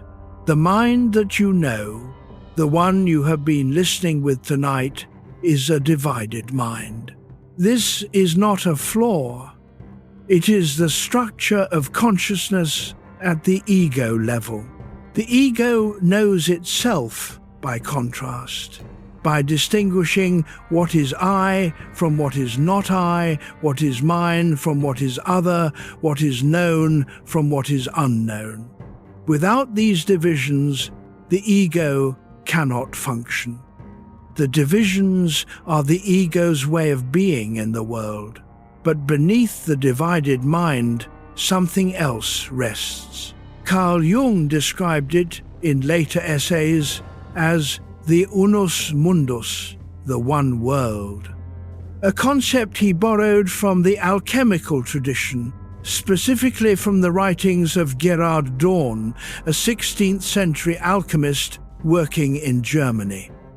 Dorn proposed that beneath the multiplicity of phenomena, beneath the endless variety of things and events and experiences, there was a single ground, not a substance exactly, more like a field of potential, a level at which the distinctions that structure ordinary experience have not yet formed. Jung was cautious about this concept. He did not want to be mistaken for a mystic or a theologian, but he believed the psychological evidence pointed in this direction, that the deeper you went into the psyche, the less the ordinary divisions held. The distinction between conscious and unconscious, between personal and collective, between self and world, these distinctions, so absolute at the ego level, became less defined, less stable, as consciousness descended into the deeper layers. At the level of the self, the boundary between inside and outside was not dissolved, but became more permeable, more provisional, more obviously a construction of a particular mode of awareness rather than a fact about reality itself. The philosopher Henri Bergson describes something similar in his later work, particularly in The Two Sources of Morality and Religion, published in 1932. He proposed that the deepest mystical experiences, those reported consistently across cultures and centuries, represented not a departure from psychological reality, but a contact with a level of reality that ordinary conscious life conceals, a level at which the separateness of things relaxes. You have touched this, not necessarily in any dramatic encounter, but in the moments when sleep begins to take you, when the edges of the ordinary self soften, when the categories begin to loosen, when the room you are lying in, and the body you are lying in, and the thoughts still moving through you, begin to merge with the simple fact of being here. In those moments, the divided mind is resting. And what rests in its place is older, less articulate, less troubled. Let the sentences slow now. Let what has been gathered tonight, the map of the levels, the names of the figures, the glimpses of the deeper structure, let it settle. Not as knowledge to be organized, as something absorbed, the way light at the end of a long day has entered so thoroughly that the day is in you even after the sun is gone. The divided mind has done its work tonight. It can rest now, and in the resting, something larger holds you. Chapter 35. A deeper mind becomes quiet. The quieting is not silence. It is the sound of a mind returning to itself. Carl Jung, in his final years at Kusnacht, spent long mornings at Bollingen, the stone tower he had built for himself above Lake Zurich, without electricity, without telephone, without the intrusions of modern life. He cooked over an open fire. He carved figures in stone. He sat with the lake. He was not meditating in any formal sense. He was simply present, present to the water, present to the stone, present to whatever came through the stillness, without needing to be organized or interpreted or used. He called these mornings essential, not pleasant exactly, essential, as though the deeper layers of the psyche required this quality of unstructured time to do the work that the rest of life interrupted. What happens in the quiet? Not nothing. The psyche does not go offline when the surface becomes still. The unconscious continues. Dreams form. Associations move. Memories surface and settle. The symbolic function operates without the ego's direction. The archetypes make their slow adjustments. What stops in the quiet is the management, the constant activity of the ego, selecting, evaluating, planning, monitoring, requires maintenance. It is expensive, and it crowds out the subtler signals from the deeper levels. The voice of the shadow, the image from the collective unconscious, the orientation from the self, these are not loud voices. They speak in the registers that the ego's noise tends to cover. In the quiet, they can be heard. Thich Nhat Hanh, the Vietnamese Zen monk who spent decades in exile in France after being barred from returning to his homeland, wrote about this quality of stillness with characteristic simplicity. In The Miracle of Mindfulness, published in French in 1975, he described the ordinary act of sitting quietly without agenda as a complete act, not preparation for something more important, not a pause before the real work resumes. The sitting is the work. The quiet is the thing. Thich Nhat Hanh wrote, "Feelings come and go like clouds in a windy sky.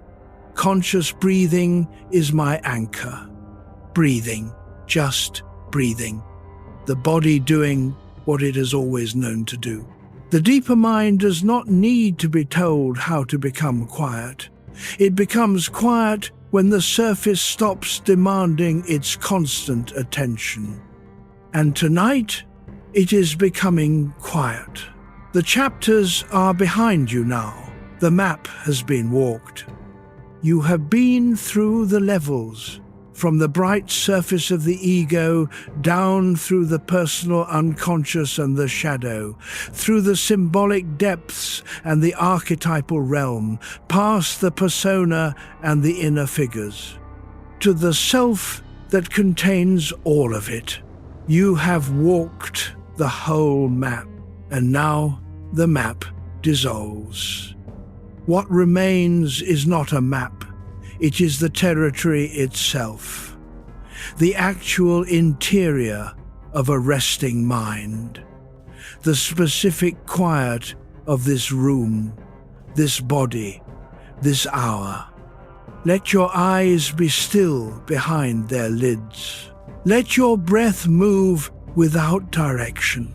The deeper mind is becoming quiet now, not because it has finished, because it has found in the quiet what it was looking for. Chapter 36. Sleep beneath the larger self. Come back now to where we began.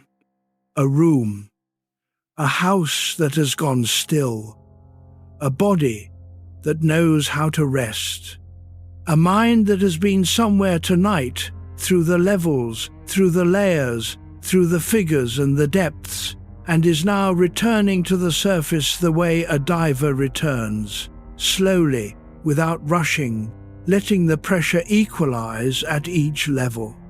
Carl Jung, in the final passage of Memories, Dreams, Reflections, his memoir, recorded in conversation with his colleague Aniela Jaffe in the years before his death in 1961 at Kusnacht, wrote about what remained at the end of a long life of inner investigation. He did not claim certainty. He was too careful for that. He wrote about the questions that remained open, about the things he had glimpsed and could not fully confirm, about the strange, persistent feeling that the individual life, with all its specific weight, all its irreducible particularity, was somehow held within something larger. Not absorbed, not dissolved, held. The self is not a comforting concept. It does not promise happiness or success or the resolution of difficulty. It promises something different, that the depth of who you are is not exhausted by the ego's account of you, that the shadow you have been carrying has within it material that belongs to the whole person, that the inner figures, the Anima, the Animus, the wise old voices, are not your enemies, but your depth. That the archetypes moving through the collective unconscious are moving through you too, as they move through every human being who has ever rested in the dark and wondered what was actually happening inside them. The 8 levels are not a hierarchy of value. The first level, the ordinary day, the breakfast table, the commute, the conversation, is not inferior to the 8th. Every level is real. Every level matters. The shadow is not more important than the persona. The archetype is not more valuable than the individual complex. They are all parts of the whole. They are all parts of you. What individuation offers, what Jung offered as the destination of a conscious life, is not a life without difficulty. It is a life in which the difficulty is engaged honestly from the full range of what you actually are, with access to the depth that the ego alone cannot provide. The whole of the psyche available to meet the whole of a life. This is the map. These are the levels. And underneath all of them, holding all of them, is the thing that Jung circled for 60 years without ever claiming to have fully named: the self. The larger organization. The center that is everywhere and whose circumference is nowhere, as Meister Eckhart wrote in the 14th century, and as the Hermetic tradition had been writing for 2,000 years before him. You are not only the self that has a name, you are also this, the depth beneath the depth, the quiet beneath the quieting, the awareness that has been here through every level tonight, watching, attending, receiving without needing to hold. The house is still. The body is heavy. The mind, having walked the map, is ready to lay down the map. There is nothing left to follow, nothing left to understand.